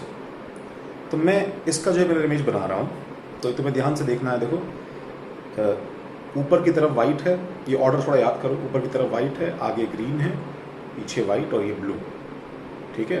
तो ये पिक्चर अपने दिमाग में देखो, क्लियर करो। थोड़ा यहाँ पे रखता हूँ इसे साइड में, और मैं यहाँ पे I am going to take this thing, I am going to do this. पीछे की तरफ देखो ब्लू, ऊपर की तरफ जो है वाइट, और आगे की तरफ ग्रीन, और पीछे की तरफ एक और ग्रीन। तो these two are now mirror images of each other. देखो, white white, green green, white white और ब्लू ब्लू, ठीक है। तो these two compounds are mirror images.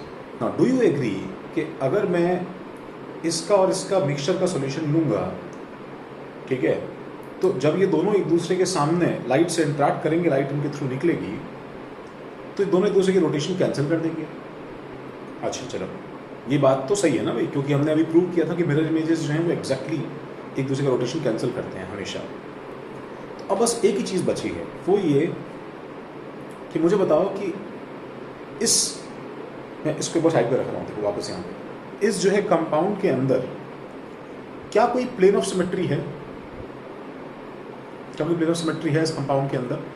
Tetrahedron की मैं तुम्हें एक बहुत खास बात बताता हूँ। तुम किसी भी 2 बॉन्ड से एक प्लेन बना सकते हो। तुम इस वाइट और ग्रीन से एक जो है, ठीक है, वाइट और ग्रीन से, ठीक है, एक जो है प्लेन बना सकते हो। इस तरह से वाइट और ग्रीन से क्रॉस करेगा, ऐसा जो है क्रॉस करेगा, ठीक है, और इन दोनों के बीच से निकल जाएगा। तुम वाइट और वाइट से एक प्लेन बना सकते हो, देखो इस तरह से क्रॉस करेगा और ब्लू ग्रीन के नीचे निकल जाएगा। तो क्या प्लेन ऑफ सिमेट्री है? क्या कोई ऐसा प्लेन है जिसके थ्रू मैं काटूं और मॉलिक्यूल 2 बराबर हाफ्स में कट जाए? तो उसका बहुत आसान तरीका है। देखो क्या, कि जो 2 ग्रुप्स तुम्हें एक्चुअली प्रॉब्लम दे रहे हैं, उन दोनों को प्लेन में अज्यूम कर लो। तो मेरे पास में ये ब्लू और ग्रीन जो है, ये रिफ्लेक्शन नहीं बन रहे किसी के, तो क्यों ना मैं इन्हीं के थ्रू एक प्लेन काटूं, क्योंकि वाइट वाइट तो रिफ्लेक्शन बन जाएंगे। तो इसका मतलब ये हुआ कि अगर मैं इस ब्लू और ग्रीन के प्लेन से ऐसे काटूंगा तो ये रिफ्लेक्शन बन रहा है, इसका मतलब इसमें प्लेन ऑफ सिमेट्री है। तो इसका मतलब थोड़ा सा अपना प्रीवियस नॉलेज लगाओ कि अगर इसमें प्लेन ऑफ सिमेट्री है तो इसका मिरर इमेज इस पर सुपर इम्पोज होगा या नहीं होगा? होगा या नहीं होगा? आंसर सोचो। होना चाहिए, होना चाहिए, क्योंकि हमने पिछली क्लासेस में ये सीखा था। तो मैं इस जो है मॉलिक्यूल को यहाँ पे लेता हूँ, ठीक है, क्योंकि ये दोनों एक दूसरे के मिरर इमेजेस हैं। देखो एक बार फिर से देखो, पीछे वाइट वाइट, आगे ग्रीन ग्रीन, ऊपर वाइट वाइट और ब्लू ब्लू, ठीक है। और मैं इन्हें 2 कलर्स मैच करता हूँ। देखो मैं वाइट से white match, oh my God, I am sorry, हाँ देखो, मैं 2 कलर्स मैच करता हूँ। मैं वाइट से वाइट मैच कर रहा हूँ, वाइट से वाइट मैच कर रहा हूँ, और आई एम सॉरी, और मैं ग्रीन से ग्रीन मैच कर देता हूँ। देखो वाइट से वाइट, ग्रीन से ग्रीन। तो जैसे ही मैं वाइट से वाइट और ग्रीन से ग्रीन मैच करता हूँ, देखो आगे का ग्रीन मैच हो रहा है, ऊपर का वाइट मैच हो रहा है, पीछे का देखो, पीछे का ब्लू ब्लैक, और ये चीज़ मैच नहीं हो रही है। ये तो बहुत ही डिसअपॉइंटिंग हो गया। ये तो डिसअपॉइंटिंग हो गया, ये मैच क्यों नहीं कर रहा है, तो हम और कुछ करते हैं, हम लोग ब्लू मैच करवा देते हैं। तो देखो ऊपर का वाइट और ये ब्लू मैच किया, और ये देखो पीछे का देखो सुपर इम्पोज नहीं हो रहा है। तो इसका मतलब हमारा थ्योरी कुछ गड़बड़ हो गया क्या, कुछ क्या रॉन्ग हो गया क्या? मैं फिर से रिपीट कर रहा हूँ, ये दोनों एक दूसरे के मिरर इमेजेस हैं और इन्हें सुपर इम्पोज करना चाहिए था क्योंकि इसमें प्लेन ऑफ सिमेट्री है। तो एक्चुअली सुपर इम्पोज करेंगे, लेकिन हम लोग क्या कर रहे हैं पता है, हम लोग इसे तरह तरह के ओरिएंटेशन से जो मैच करवा रहे हैं उसमें बाई चांस अभी सुपर इम्पोज नहीं कर रहा है। देखो मैं अब बिना चेंज किए, ठीक है, मैं इनको फिर से सुपर इम्पोज करता हूँ, लेकिन थोड़े डिफरेंट स्टाइल से। अगर मैं इस जो है कंपाउंड को एक बार टॉपल कर लूँ, दैट मीन्स मैं इसको बस इस वाइट से होल्ड कर लूँ और अब मैं ऐसे सुपर इम्पोज करवाऊँ। देखो एक बार मैं फिर से करवाता हूँ, देखो वाइट मैच कर रहा हूँ और ब्लू मैच कर रहा हूँ, और ये देखो आगे का ब्लू, ऊपर का वाइट, पीछे का वाइट और ये ग्रीन। इससे पहला लेसन ये है, देखो अगर किसी एक पर्टिकुलर ओरिएंटेशन में तुमसे सुपर इम्पोज नहीं हुआ, दैट डज नॉट मीन कि कंपाउंड आइडेंटिकल नहीं है।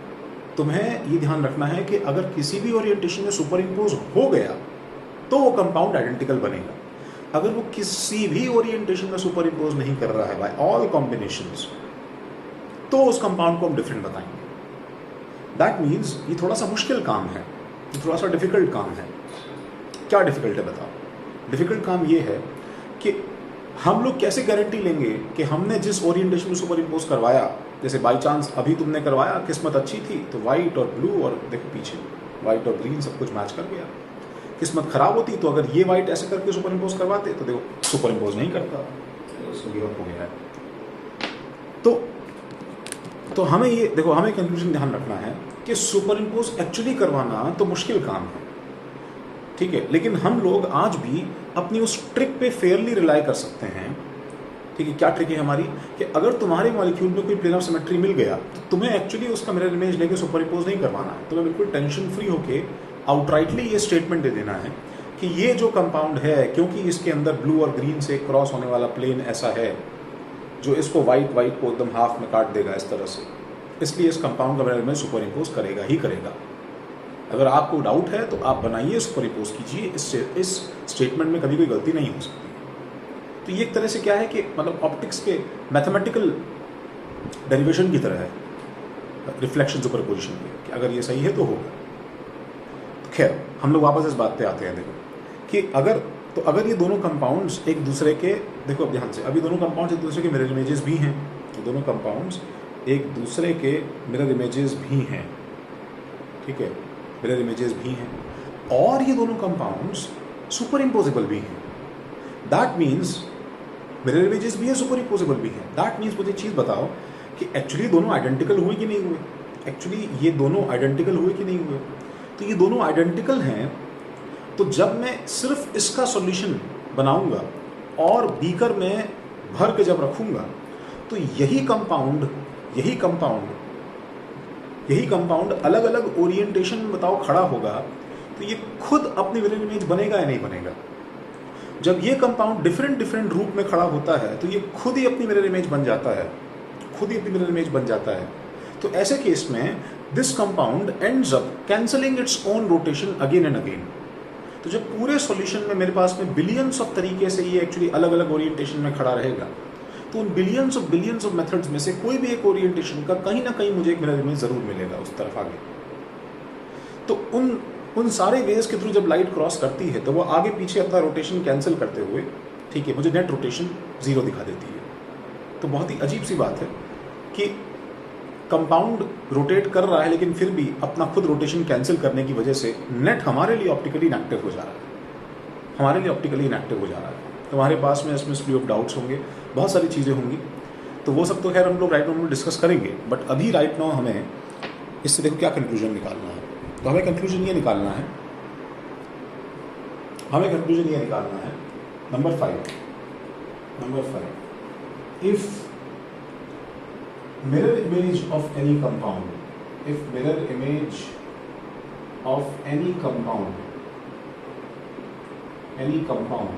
इनफैक्ट मैं तुम्हें बताऊं, कंपाउंड को छोड़ के अगर हम लोग इन जनरल किसी ऑब्जेक्ट की भी बात करें, किसी ऑब्जेक्ट की बात करें, सॉलिड ऑब्जेक्ट की, कप, प्लेट्स, हैंड्स, ग्लव्स, अलमीराज etcetera, anything, pen, chair, table etcetera.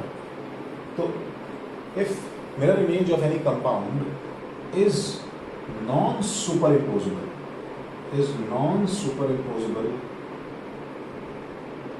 on itself, then मुझे बताओ क्या वो ऑप्टिकली एक्टिव होगा, इनएक्टिव होगा?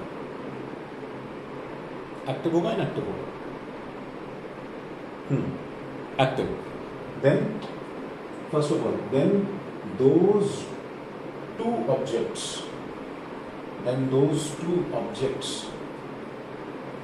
are called chiral objects. वो दोनों ऑब्जेक्ट्स को chiral objects बोलते हैं.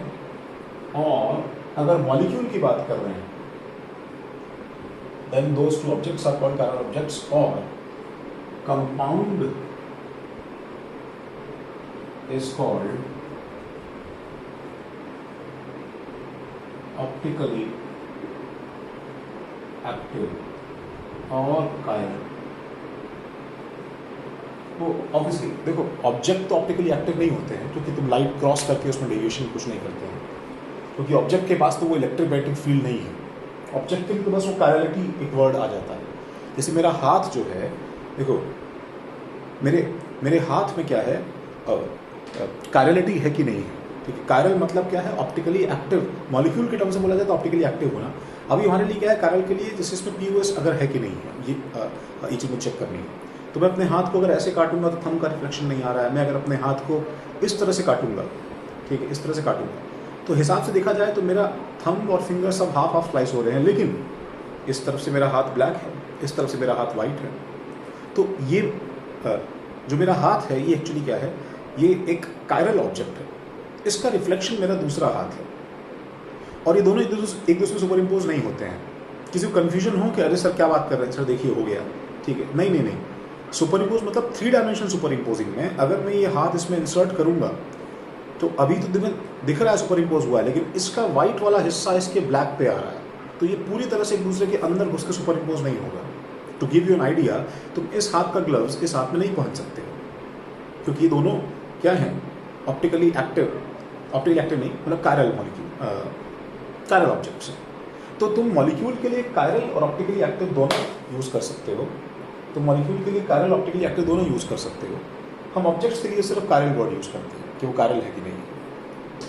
तो अगर किसी कंपाउंड का मिरर इमेज खुद में सुपर इम्पोजिबल नहीं होता है, is non superimposable on itself, then those two objects are called chiral objects, और compound is called optically active और कायरल. और अगर सुपर इम्पोजिबल हो जाता है तो हम लोग उसे क्या बोलते हैं, achiral. And if it is super imposable,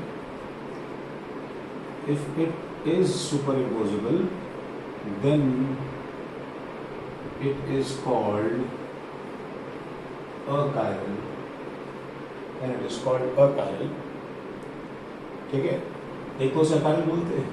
and both become identical. ये इतना सेक्शन जो है ये हम लोग वीडियो में दोबारा डिस्कस करेंगे, बट पहले ये तुम्हें देखना है कि तुम्हें ये थोड़ा फील हुआ कि नहीं हुआ. इसे कॉपी करो, हम लोग इसे रब कर रहे हैं कुछ सेकंड्स में. और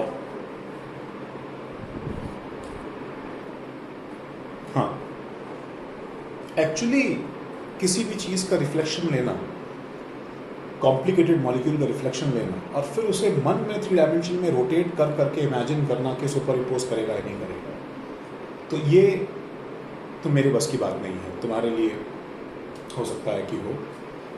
नहीं, सार्कास्टिक कमेंट से पहले देखो कितनी गलती करते हो, तो हमने बस की बात नहीं है, हम लोग ऐसा कर नहीं पाएंगे.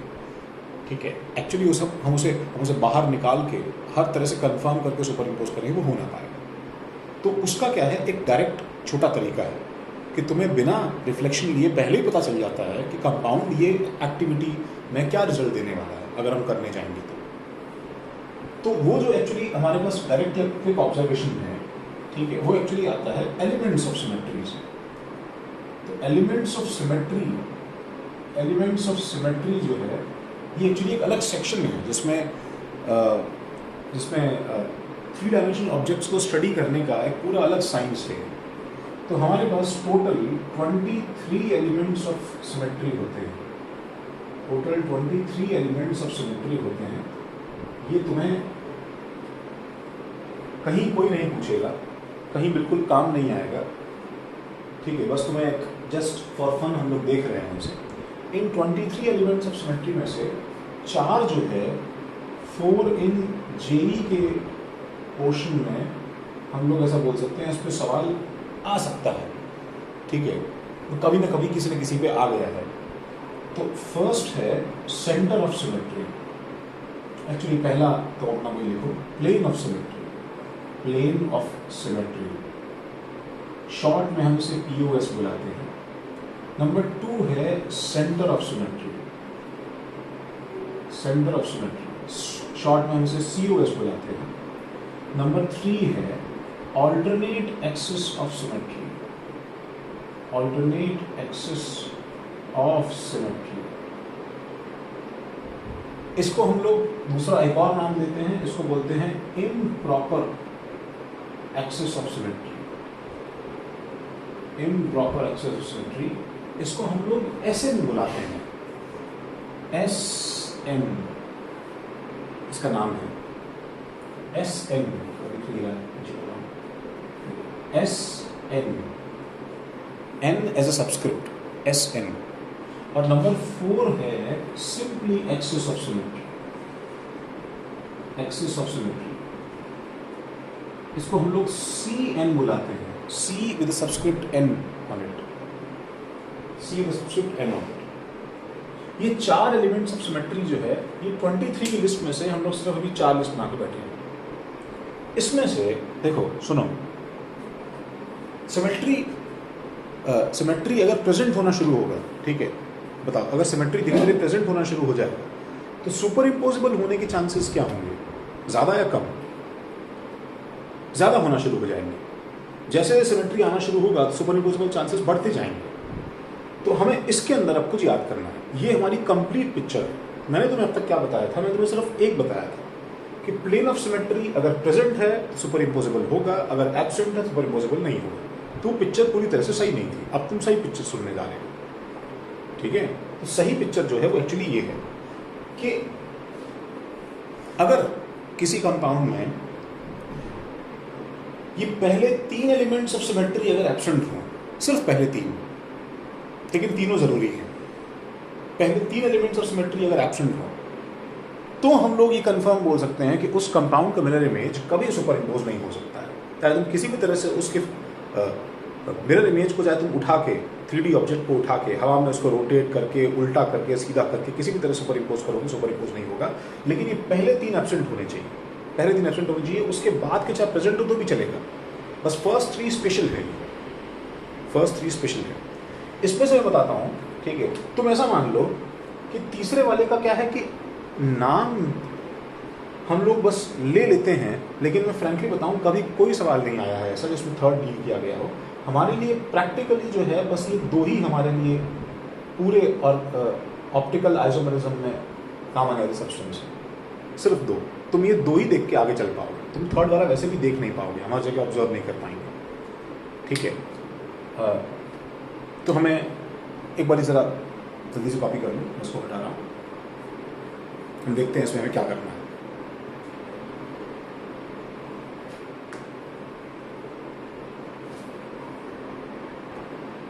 तो इसके बाद कौन सा नंबर था?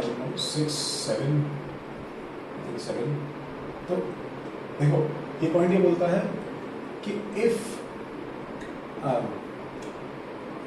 The absence of first 3 elements of symmetry, first 3 elements of symmetry is necessary and sufficient. I guess इस वर्ड को समझते हो तुम लोग? मतलब हमें ये 3 सब कुछ अपने आप में कवर कर लेते हैं। तो ये 3 कंफर्म तुम्हें चेक करने ज़रूरी हो जाने चाहिए और ये 3 सफिशिएंट है, इसके अलावा तुम्हें और कुछ चेक करने की जरूरत नहीं है। तो the absence of first 3 elements of symmetry is necessary and sufficient for any objects या compounds mirror image to be non-superimposable, या in other words for anything to be chiral, या in other words compound to be optically active,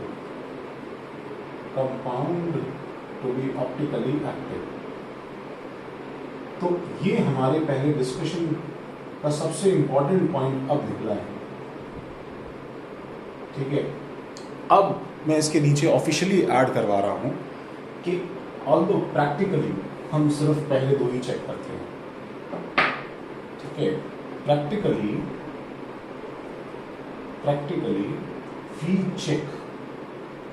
we check first 2 symmetry elements, that is POS and COS only for all compounds. सारे compounds के लिए हम सिर्फ यही दोनों पहले के चेक करते हैं, सिर्फ पहले के 2 एलिमेंट्स ऑफ सिमेट्री ही चेक करते हैं। इनके अलग अलग टर्म्स और नाम भी हैं। देखो क्या नाम है इनके, नाम ये है कि if first 3 elements of symmetry are absent, if first 3 elements of symmetry are absent, then compound is called dissymmetric। ये टर्म तुम्हें थोड़ा सा नया ध्यान रखना है, वो उसी के लिए तुम इसे कार्यल बोलो, डिसिमेट्रिक बोलो, एक ही बात होगी। And if all 23 elements of symmetry are absent, all 23 elements of symmetry are absent, it is called asymmetric। इसे हम लोग asymmetric बोलते हैं, it is called asymmetric।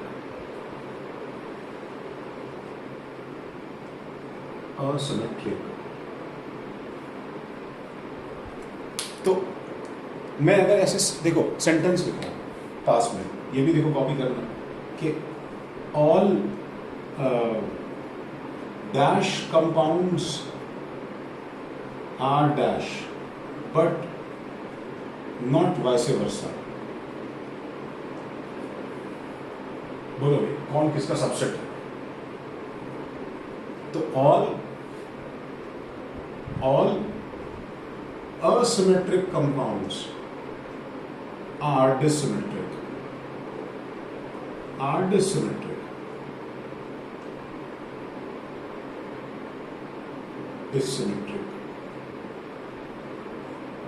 but all dissymmetric compounds are not asymmetric।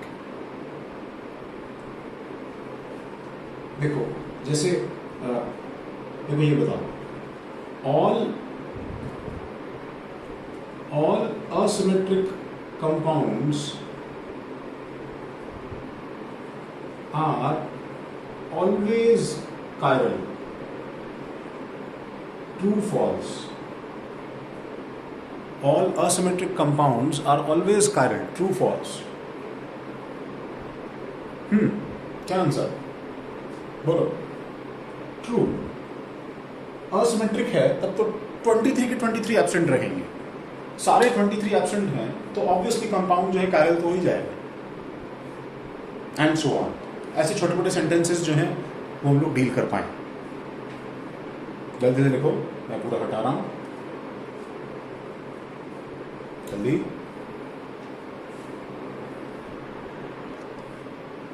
तो इसमें देखो आगे तुम शायद अपना सबसे बड़ा नेमेसिस फेस करने वाले हो। तुम्हें अगर वो समझ में आ गया तो बाकी सब तो बस बहुत ही मज़ेदार और इंटरेस्टिंग टॉपिक बन जाएगा। वो ये है कि COS POS का मतलब क्या है। तो दो चीज़ें जिसको हमें बार बार चेक करना है आज से हर मॉलिक्यूल। हम लोग आज तक क्या कर रहे थे, हम लोग आज तक जो कर रहे थे थोड़ा गलत कर रहे थे। हम काम चलाने के लिए क्या है सिर्फ POS चेक कर रहे थे, हम लोग सिर्फ POS चेक कर रहे थे। तो मैं एक्चुअली POS और COS दोनों चेक करना पड़ता है। अब क्या होता है सुनो, जैसे मैं तुम्हें बताया अभी 3 में से हमें सिर्फ 2 ही चेक करना है, क्योंकि 99.9999% मॉलिक्यूल्स जो हैं वो इन 2 को चेक करने से सॉल्व हो जाएंगे। इन 2 में भी बताता हूँ हमें सिर्फ 1 को चेक करने से इसमें भी ज़्यादातर मॉलिक्यूल सॉल्व हो जाएंगे। मतलब मैं बताऊँ तुम्हें 99% मॉलिक्यूल्स में प्लेन ऑफ सिमेट्री से ही आंसर आ जाता है। बट ऐसे कंपाउंड्स हम लोग ड्रॉ कर सकते हैं जैसे प्लेन ऑफ सिमेट्री नहीं होगा बट सेंटर ऑफ सिमेट्री होगा, और तुम उसका रिफ्लेक्शन लोगे तो सुपर इम्पोज कर जाएगा। बट तीसरा केस आने के चांसेस तो ऑलमोस्ट निल है। वो मैं तुम्हें एक केस बताऊंगा ऐसा ड्रॉ करके जिसमें ऐसा होता है, ठीक है। बट इन शॉर्ट हमें वो नहीं देखना है, मान लो। तो हमारे लिए क्या हो जाएगा, देखो प्लेन ऑफ सिमेट्री और सेंटर ऑफ सिमेट्री क्या है। तो मैं डेफिनेशंस लिख रहा हूँ दोनों की, देखना तुम एक बार। हाँ, तो प्लेन ऑफ सिमेट्री और सेंटर ऑफ सिमेट्री की डेफिनेशंस जो हैं, एटलीस्ट प्लेन ऑफ सिमेट्री का डेफिनेशन देखो तुम्हें बहुत ज़्यादा क्लियर है। ऑलमोस्ट तुम वो निकालना जानते हो, तुम वो हैंडल भी कर रहे हो। थोड़ा सा रिफ्लेक्शन में उसके बिना काम चला लेना, आई थिंक तुम्हें दिक्कत नहीं होगी। तो ये बोल रहा है any hypothetical plane along which if a molecule is cut in 2 halves, हम उस पूरे मॉलिक्यूल को किसी भी तरह से 2 प्लेन में अगर दो हाफ्स में काट लें, which are exact mirror images of each other, वो दोनों हाफ्स एक दूसरे के बिल्कुल रिफ्लेक्शन होने चाहिए, बिल्कुल रिफ्लेक्शन होना चाहिए। तो अगर ऐसा केस मुझे मिल जाए, अगर मुझे एक भी प्लेन ऐसा मिल जाए जिसको काटने से वो रिफ्लेक्शंस में टूट जाता है, तो हम बोलते हैं उसमें प्लेन ऑफ सिमेट्री है, उसमें प्लेन ऑफ सिमेट्री है। POS can pass through atoms, bonds, everything. तुम POS कैसे भी पास करवा सकते हो, सिग्मा, पाई बॉन्ड वगैरह, किसी में कोई कंस्ट्रेंट नहीं, ठीक है, किसी में कोई कंस्ट्रेंट नहीं। अच्छा, एक और थोड़ी सी दिक्कत ये होती है कि अगर कोई चीज़ रोटेट कर रही है, गोल गोल घूम रही है, तो उसमें तुम्हें इतनी परमिशन है देखो कि तुमने अगर गोल गोल घूमते समय किसी एक ओरिएंटेशन में फ्रीज करके उसमें से प्लेन ऑफ सिमेट्री काट दिया, तो हम लोग पूरे मॉलिक्यूल में फिर बोल देंगे ऐसे प्लेन ऑफ सिमेट्री है। तुम्हें ऐसा लग सकता है सर ऐसे तो हर मॉलिक्यूल में प्लेन ऑफ सिमेट्री आ जाएगा, ऐसा नहीं है, नहीं आएगा, हम देखेंगे। मैं फिर रिपीट कर रहा हूँ, लास्ट लाइन क्या है कि for rotation around sigma bond, अगर सिग्मा बॉन्ड्स के अराउंड कोई चीज़ रोटेट कर रही है मान लो, तो रोटेशन के समय हो सकता है कभी कभी प्लेन ऑफ सिमेट्री बनता हो, लेकिन फिर ग्रुप घूम जाता हो तो प्लेन ऑफ सिमेट्री गायब हो जाता हो। तो ऐसे केस में हम किसी एक ओरिएंटेशन में उसे फ्रीज करके अलग अलग जगह उसे रोटेट करते करते अगर किसी भी एक ओरिएंटेशन में प्रूव कर दें कि प्लेन ऑफ सिमेट्री है, तो हम लोग फिर उस कंपाउंड में प्लेन ऑफ सिमेट्री का आंसर यस मानते हैं। मतलब किसी भी तरह से तो प्लेन ऑफ सिमेट्री प्रूव कर दो तो हम लोग उसे बोलेंगे उसमें POS होता है, और कंपाउंड ऑप्टिकली एक्टिव बनेगा, इनएक्टिव बनेगा, बोलो इनएक्टिव। मैं एक फिर से रिपीट कर रहा हूँ, एक्टिव होने के लिए ये सारे के सारे एब्सेंट होने चाहिए, इनमें से एक भी प्रेजेंट हो गया तो कंपाउंड ऑप्टिकली इनएक्टिव हो जाएगा, इनएक्टिव हो जाएगा। हम इस पे आते हैं। तो सेंटर ऑफ सिमेट्री जो है वो थोड़ा तुम्हारे लिए नया है, इसलिए ऑब्वियसली कॉम्प्लिकेटेड है। वो ये बोल रहा है कि एक 3 डायमेंशनल मॉलिक्यूल के बीच में सेंटर में एक पॉइंट होगा, तो वो सेंटर के पॉइंट से देखो सिमेट्री का पॉइंट, एक पॉइंट कैसा सिमेट्री का पॉइंट होता होगा कि तुम उस पॉइंट पे खड़े होके जब इधर उधर देखोगे तो तुम्हें चीज़ें एक सी दिखनी चाहिए ना, उसी को तो बोलते हैं सेंटर ऑफ सिमेट्री। तो इधर उधर कहाँ देखेंगे तो एक सी चीज़ें मिलेंगी। तो उसका आंसर ये है, तुम उसे एक पॉइंट से खड़े होके डायगनली अपोजिट डायरेक्शन में एक स्ट्रेट लाइन ड्रॉ करोगे, वो किसी भी एंगल पे हो सकती है लाइन। उस स्ट्रेट लाइन पे दोनों तरफ जब तुम चलोगे तो इक्वल डिस्टेंस पे तुम्हें एकदम एग्जैक्टली सेम ग्रुप्स मिलने चाहिए, एग्जैक्टली सेम ग्रुप्स मिलने चाहिए।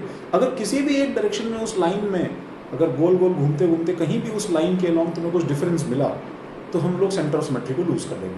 मतलब हर डायरेक्शन में सब तरफ तुम्हारे पास में सब कुछ सेम होना चाहिए, डायगनली अपोजिट एक ही लाइन के अलॉन्ग चीज़ें एक सी होनी चाहिए।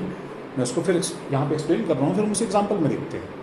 तो ये बोल रहा है, a hypothetical point at the geometric centre of the molecule from which if lines are drawn in diagonally opposite direction, from which if lines are drawn in diagonally opposite direction, then we must find same atom or group of atoms at same distance along same diagonal in opposite directions. Then we must find same atoms or group of atoms, सब कुछ same मिलना चाहिए, at same distance on same diagonal in opposite directions. Then it is said to have COs. और जैसे इसमें था last sentence, जैसे same यहाँ पे भी है। अगर सिग्मा बॉन्ड की रोटेशन हो रहे हैं तो किसी एक रोटेशन में भी अगर मुझे मिल गया COS, तो मैं पूरे कंपाउंड को COS के लिए मान लूंगा। यस, मैं उसका आंसर यस दूंगा कि उसमें COS प्रेजेंट है। मैं ये नहीं देखूंगा कि कितनी कितनी जगह COS प्रेजेंट नहीं है, मैं देखूंगा एक भी जगह COS प्रेजेंट हो गया तो मैं बोल दूंगा उसमें है COS प्रेजेंट रोटेशन की वजह से। तो ये दोनों एक बार जरा कॉपी करो, हम इसके एक एग्जाम्पल को ले रहे हैं तो शायद तुम्हें थोड़ा समझ में आएगा। और ध्यान से देखो,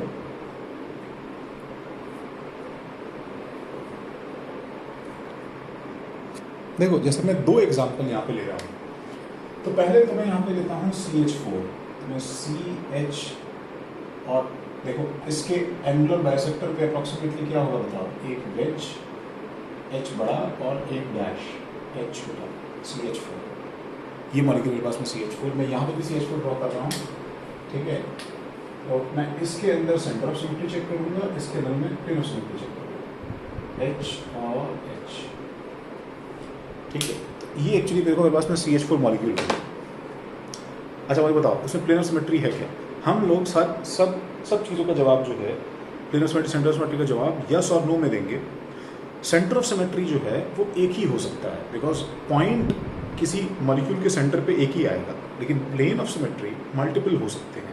ऐसा हो सकता है कंपाउंड के पास में अलग अलग प्लेन्स हों, वो more than one planes of symmetry हो। तो हम लोग एक एक्टिविटी और करेंगे, अगर प्लेन ऑफ सिमेट्री का जवाब दे रहे हो तो तुम्हें ये भी बताना है कि कितने प्लेन्स ऑफ सिमेट्री उसके अंदर है। जब तुम इस चीज़ का आंसर करना शुरू करोगे तो तुम्हारा कॉन्सेप्ट और ज़्यादा रॉक सॉलिड होता जाएगा, तुमसे इस बात के चांसेस कि प्लेन मिस हो जाए बहुत कम हो जाएंगे। तो हम लोग सबसे पहले प्लेन ऑफ सिमेट्री पे आते हैं। इस कंपाउंड में कोई POS है? ऑब्वियसली तुम्हें आंसर पता है, POS है इस कंपाउंड के अंदर, ठीक है।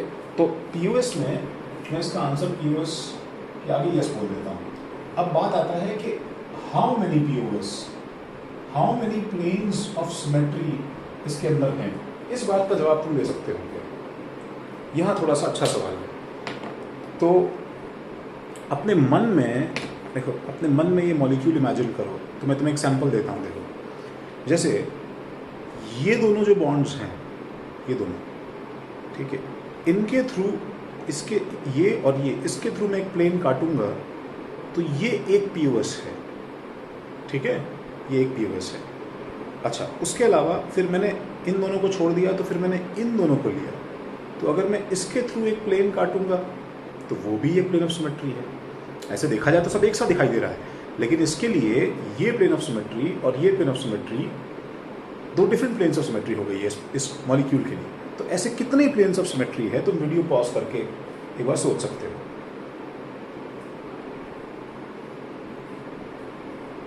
हाँ, तो वो प्लेन्स ऑफ सिमेट्री जो है उसका आंसर ये नहीं हुआ बताओ कि मैं इन चारों हाइड्रोजन्स में से कोई भी दो हाइड्रोजन ले लूँ, तुम जो PNC से सिलेक्शंस करते हो, उन दो हाइड्रोजन से एक प्लेन बन जाएगा। तो जैसे इसका इसके साथ एक प्लेन, इसका इसके साथ एक प्लेन, इसका इसके साथ एक प्लेन, तीन प्लेन हो गए। फिर इसका ये प्लेन तो काउंट हो चुका, इसके साथ एक प्लेन और इसका इसके साथ एक प्लेन, दो और हो गए। और आखिरी इन दोनों का प्लेन, यहाँ से एक प्लेन कटे और इनके बीच से। और इन शॉर्ट आंसर है 4C2 = 6। उसके पास में 6 प्लेन्स ऑफ सिमेट्री है। अच्छा, इस पर आते हैं सेंटर ऑफ सिमेट्री पे। अब बताओ मुझे, अगर मैं इस सॉलिड ऑब्जेक्ट का सेंटर का पॉइंट बताऊं, पूछूं, तो सेंटर का पॉइंट कौन है? सेंट्रल पॉइंट क्या है इसका? ऑब्वियसली क्या है, बोलो? कार्बन, ठीक है ना। अब देखो, अच्छा ये मुश्किल लगता है लोगों को, लेकिन ये एक्चुअली ज़्यादा आसान है सिमेट्री से। सुनो, कार्बन के लिए तुम अपने मन में, ठीक है, इसमें से ऐसा सोचो एज इफ ये सोर्स ऑफ लाइट है, इसमें से रेज निकल रही है। तो जो रे सपोज सब तरफ निकलती हैं, तो हमेशा उस रे के डायगोनली अपोजिट पीछे जाके देखो और चेक करो कि वहाँ तुम्हें क्या मिल रहा है और उसके उस मतलब एक डायरेक्शन में क्या मिल रहा है और उसके डायगोनली अपोजिट डायरेक्शन में तुम्हें क्या मिल रहा है। जैसे मैं इस एटम से सपोज एक ऊपर रे निकालता हूँ, इस एटम हाइड्रोजन के अलाउंग, कार्बन से हाइड्रोजन के अलाउंग, मैंने एक रे निकाली, ऊपर गया तो मुझे एच मिला। अब तुम इसके एग्जैक्टली डायगनली अपोजिट नीचे जाओगे तो यहाँ देखो ये खाली है पूरा, देखो यहाँ पे कुछ नहीं है। इसका मतलब तुम इस पर ऊपर जाते हो तो एच मिलता है, नीचे जाते हो तो कुछ नहीं मिलता है। फिर सेम वे में देखो, तुम इस पर यहाँ जाते हो तो ठीक है हमको एच मिलता है, यहाँ तो कुछ नहीं मिलता है। तुम्हें सब जगह चेक करने की जरूरत ही नहीं है। अगर एक भी जगह फेल कर गया तो COS जो है वो फेल हो जाएगा। दैट मीन्स CH4 जो इतना सिमेट्रिक दिखता है, डायपोल मोमेंट 0 है, लेकिन एक्चुअली सेंटर ऑफ सिमेट्री के नाम पे अगर बोला जाए तो इसमें COS का आंसर नो है, इसमें COS नहीं है। अब कंपाउंड ऑप्टिकली एक्टिव है कि इनएक्टिव, तो हम तो ये बोलते हैं ना, दोनों में से मुझे एक भी मिल गया तो कंपाउंड तो इनएक्टिव हो जाएगा, कंपाउंड तो फिर नेट इनएक्टिव है। जैसे मैं एक और सैंपल एग्जांपल लूँ तो फॉर एग्जांपल देखो, मैंने एक बहुत ही रैंडम सा ये साइक्लो ब्यूटेन का एक आइसोमर बनाया है, ठीक है।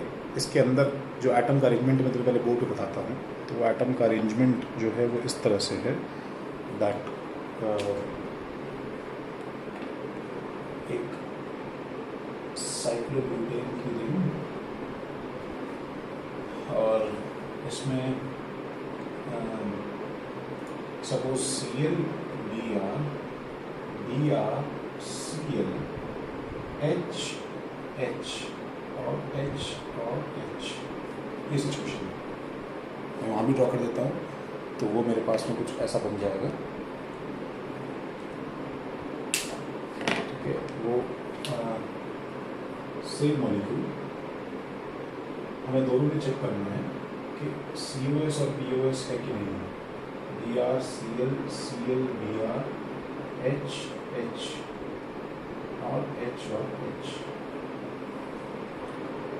तो एक बार पहले इसमें आओ भाई। अच्छा, ये देखो मॉलिक्यूल ये रहा, मैं एग्जैक्ट अगर ओरिएंटेशन बनाऊँ तो ये ऐसा दिखाएगा हमारे सामने। देखो एक बार, देखो ये वाला ऐसा देखो, Br Br और Cl, ठीक है, और H H, अभी देखो H H, इसको देखो डायरेक्टली अपोजिट देखो H और H, और यहाँ पे Cl Br। तो अब प्लेन ऑफ सिमेट्री के लिए मुझे बताओ, मैंने तुम्हें क्या बताया, देखो जब भी तुम्हें प्लेन चेक करना हो तो उसका बहुत फास्ट तरीका होता है। स्क्वायर में बताओ कितने तरह के प्लेन्स कट सकते हैं, बताओ। स्क्वायर में तुम्हें देखो टोटल गिनती ऑफ प्लेन्स फिक्स है। अगर इनमें कोई प्लेन ऑफ सिमेट्री नहीं आया तो वैसे भी नहीं आने वाला।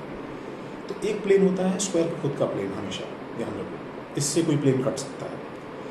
दो प्लेन होते हैं डायगनली, एक ये वाला प्लेन और एक ये वाला प्लेन, और दो प्लेन होते हैं अपोजिट एंड्स के सेंटर से क्रॉस होने वाला, एक ये वाला प्लेन और एक ये वाला प्लेन। मतलब दो प्लेन जो डायगनली हैं वो एक्चुअली कैसे हो जाएंगे, ऐसे प्लेन या ऐसे प्लेन, और दो प्लेन जो इन बॉन्ड्स के सेंटर से क्रॉस होते हैं, ऐसे और ऐसे। ये हमारे पास सिचुएशन है। तो ये जो मेरे पास में टोटल इतने प्लेन्स हैं, इनमें जल्दी से देख के बताओ कि प्लेन सिमेट्री है क्या। टेक योर टाइम, शायद तुम्हें उसमें ज़्यादा बेटर दिखाई देगा।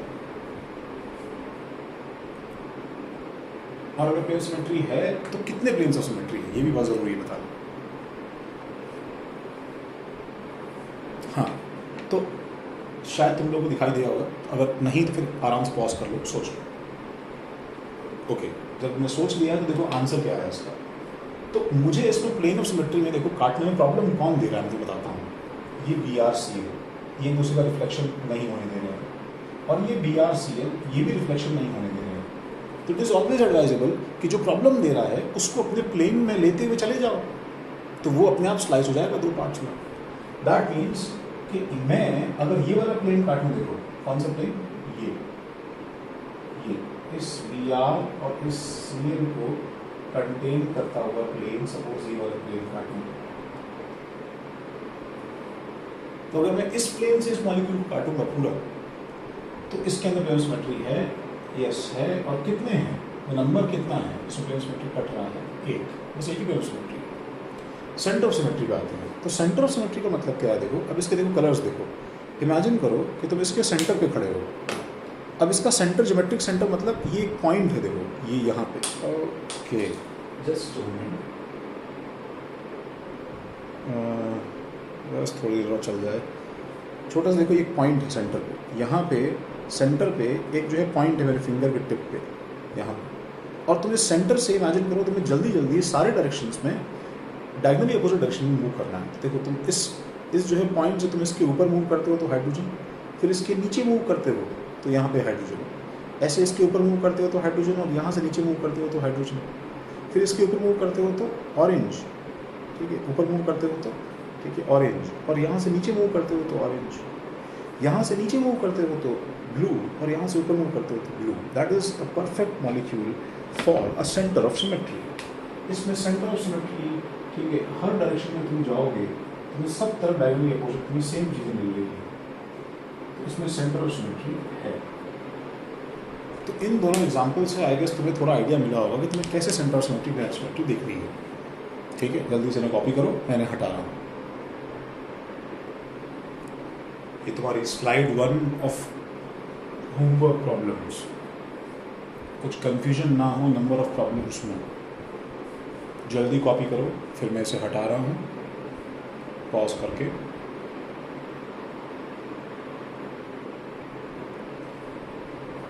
और अब तुम्हारी स्लाइड 2 ऑफ होमवर्क प्रॉब्लम्स वो देखो, ये स्लाइड 2 ऑफ होमवर्क प्रॉब्लम्स। तुम्हें इन सारे एग्जांपल्स में ये बताना है कि पीओएस और सीओएस हैं या नहीं हैं, और पीओएस है तो कितने हैं। फॉर एग्जांपल मैं सैंपल के लिए देखो कोई भी एक सवाल करता हूँ, लेट्स सी 8th वाला। तो सबसे पहले देखो पीओएस है कि नहीं है, पहले यस और नो। तो जल्दी से मैंने ऐसे इसको ऐसे काटा तो इनका रिफ्लेक्शन नहीं आ रहा, ऐसे काटा, ऐसे काटा, ऐसे काटा, ये मिल गया मुझे, पीओएस है।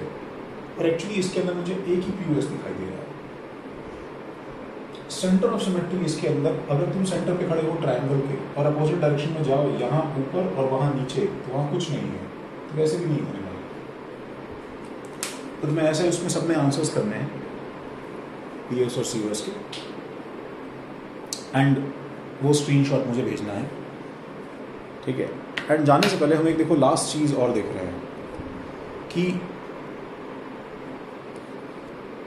तो दिस इज अ मॉलिक्यूल जिसमें 4 ग्रुप अलग अलग हैं, ऑरेंज, ब्लू, ग्रीन, वाइट। तो मैं इसका रिफ्लेक्शन बनाना है, तो ये एक्चुअली ऊपर ऑरेंज, पीछे वाइट, इधर ग्रीन, और ये आगे की तरफ ब्लू। अगर सब कुछ सही है तो देखो ये रिफ्लेक्शन, दोनों कंपाउंड्स एक दूसरे के परफेक्ट रिफ्लेक्शंस हैं, देखो, ठीक है। और ऑब्वियसली अब सेम चीज़ रिपीट होती है यहाँ पे कि ये वाला मॉलिक्यूल का जो भी ऑप्टिकल रोटेशन होगा वो कौन कैंसिल करेगा, ये इसका रिफ्लेक्शन है, ठीक है। बस एक छोटी सी बात है, वो ये कि मुझे ये देखना है कि सुपर इम्पोजेबल है या नहीं है। तो मैं अगर इनको सुपर इम्पोजेबल करने के लिए एक दूसरे के पास में लेके आऊँ, तो ऑरेंज से ऑरेंज और ब्लू से ब्लू मैच करता हूँ, तो ग्रीन और देखो वाइट मैच नहीं करते। मैं ऑरेंज और वाइट मैच करता हूँ तो ग्रीन ब्लू मैच नहीं करते हैं। एंड पिछले केस जैसा इसमें ट्रिक नहीं हो सकता। क्यों ट्रिक नहीं हो सकता? बिकॉज इसमें 2 कलर्स सेम नहीं है, एक जो है मॉलिक्यूल के अंदर। ऑब्वियसली जो मैच नहीं कर रहे हैं, ठीक है, वो मैं किसी भी तरह से इसको टॉपल करके करूँगा। अगर मैं ग्रीन ऊपर लेके आऊँगा तो भी नहीं करेंगे, तो भी दोनों मैच नहीं करेंगे। तो ग्रीन ब्लू मैच कर रहे हैं, देखो नहीं कर रहे, ठीक है। इसका मतलब ये हुआ कि ये कंपाउंड सुपर इम्पोजेबल अपने मिरर इमेज पे नहीं है। तो अगर तुमने एक बीकर में प्योर ये वाले कंपाउंड का आइसोमर तैयार किया और लाइट को उसमें से पास किया, तो ये जो मॉलिक्यूल एक रोटेशन कॉज करेगा, फर्स्ट ऑफ ऑल तो उस रोटेशन को इसका कोई भी ओरिएंटेशन में रखूंगा तो वो कैंसिल नहीं करने वाला, वो कैंसिल नहीं करेगा एग्जैक्टली।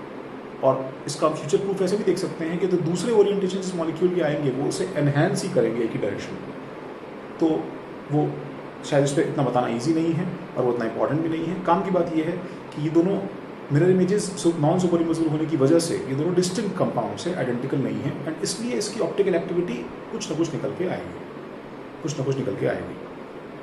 तो इसमें एक और इंटरेस्टिंग चीज़ है जो मैं यहाँ पे मैं एक बार देखो फिर से, ठीक है, अभी देखो मैं फिर से एक बार सामने रख रहा हूँ। ये दोनों एक दूसरे मिरर इमेजेस हैं। अब देखो मैं क्या कर रहा हूँ, मैं इसमें कोई भी 2 मॉलिक्यूल्स, कोई भी 2 आइटम चेंज कर ले रहा हूँ, कोई भी 2 आइटम चेंज कर रहा हूँ। सपोज मैंने क्या किया, मैंने कोई ब्लू, सपोज मैंने ब्लू और वाइट दोनों आपस में चेंज कर दिया। तो वाइट आगे लगा दिया और ब्लू पीछे लगा दिया, ठीक है। तो अब मैं फिर से उसके पास लेके जाता हूँ, देखो देखता हूँ क्या इससे फ़र्क पड़ा। देखो ग्रीन से ग्रीन, अच्छा वाइट से वाइट, एक मिनट रिफ्लेक्शन तो नहीं है अभी, कंफर्म है, तो मैं इसको सुपर इम्पोज करके देखता हूँ, तो green white orange blue, oh my God super impose हो गया, ये परफेक्टली सेम मॉलिक्यूल बन गया। मैंने कोई भी दो आपस में जो एक्सचेंज किए थे, अब मैं क्या करता हूँ, वापस इसके अंदर कोई रैंडम दो दूसरे एक्सचेंज करता हूँ। लेट्स से मैं ऑरेंज और कोई भी वो कर सकते हो, ऑरेंज और वाइट कर देता हूँ, तो मैं वाइट को इधर ऑरेंज की तरफ और ऑरेंज को वाइट की तरफ, सपोज मैंने ये लगा दिया। अब मैं फिर उस मॉलिक्यूल को यहाँ पे लेके आता हूँ, तो ग्रीन से ग्रीन ऑरेंज ब्लू, ओके ये फिर से रिफ्लेक्शन बन गया। इसका मतलब ये हुआ कि मैं जब इसमें एक चेंज करूँगा तो आइडेंटिकल बन जाएगा, एक और चेंज करूँगा तो रिफ्लेक्शन बन जाएगा। That means there is no third compound possible. एक चीज़ का रिफ्लेक्शन एक ही कंपाउंड होता है, और तुम ऐसे टेट्रावैलेंट कार्बन में जब दो ग्रुप इंटरचेंज करते हो तो वो अपने रिफ्लेक्शन में कन्वर्ट होता है, तो रिफ्लेक्शन का रिफ्लेक्शन वापस आइडेंटिकल बन जाता है। जब छोटी मोटी चीज़ें जो हैं उनको दोबारा सुनेंगे, तो इनके आंसर्स देखना मुझे ज़रूर मिले। Okay, thank you.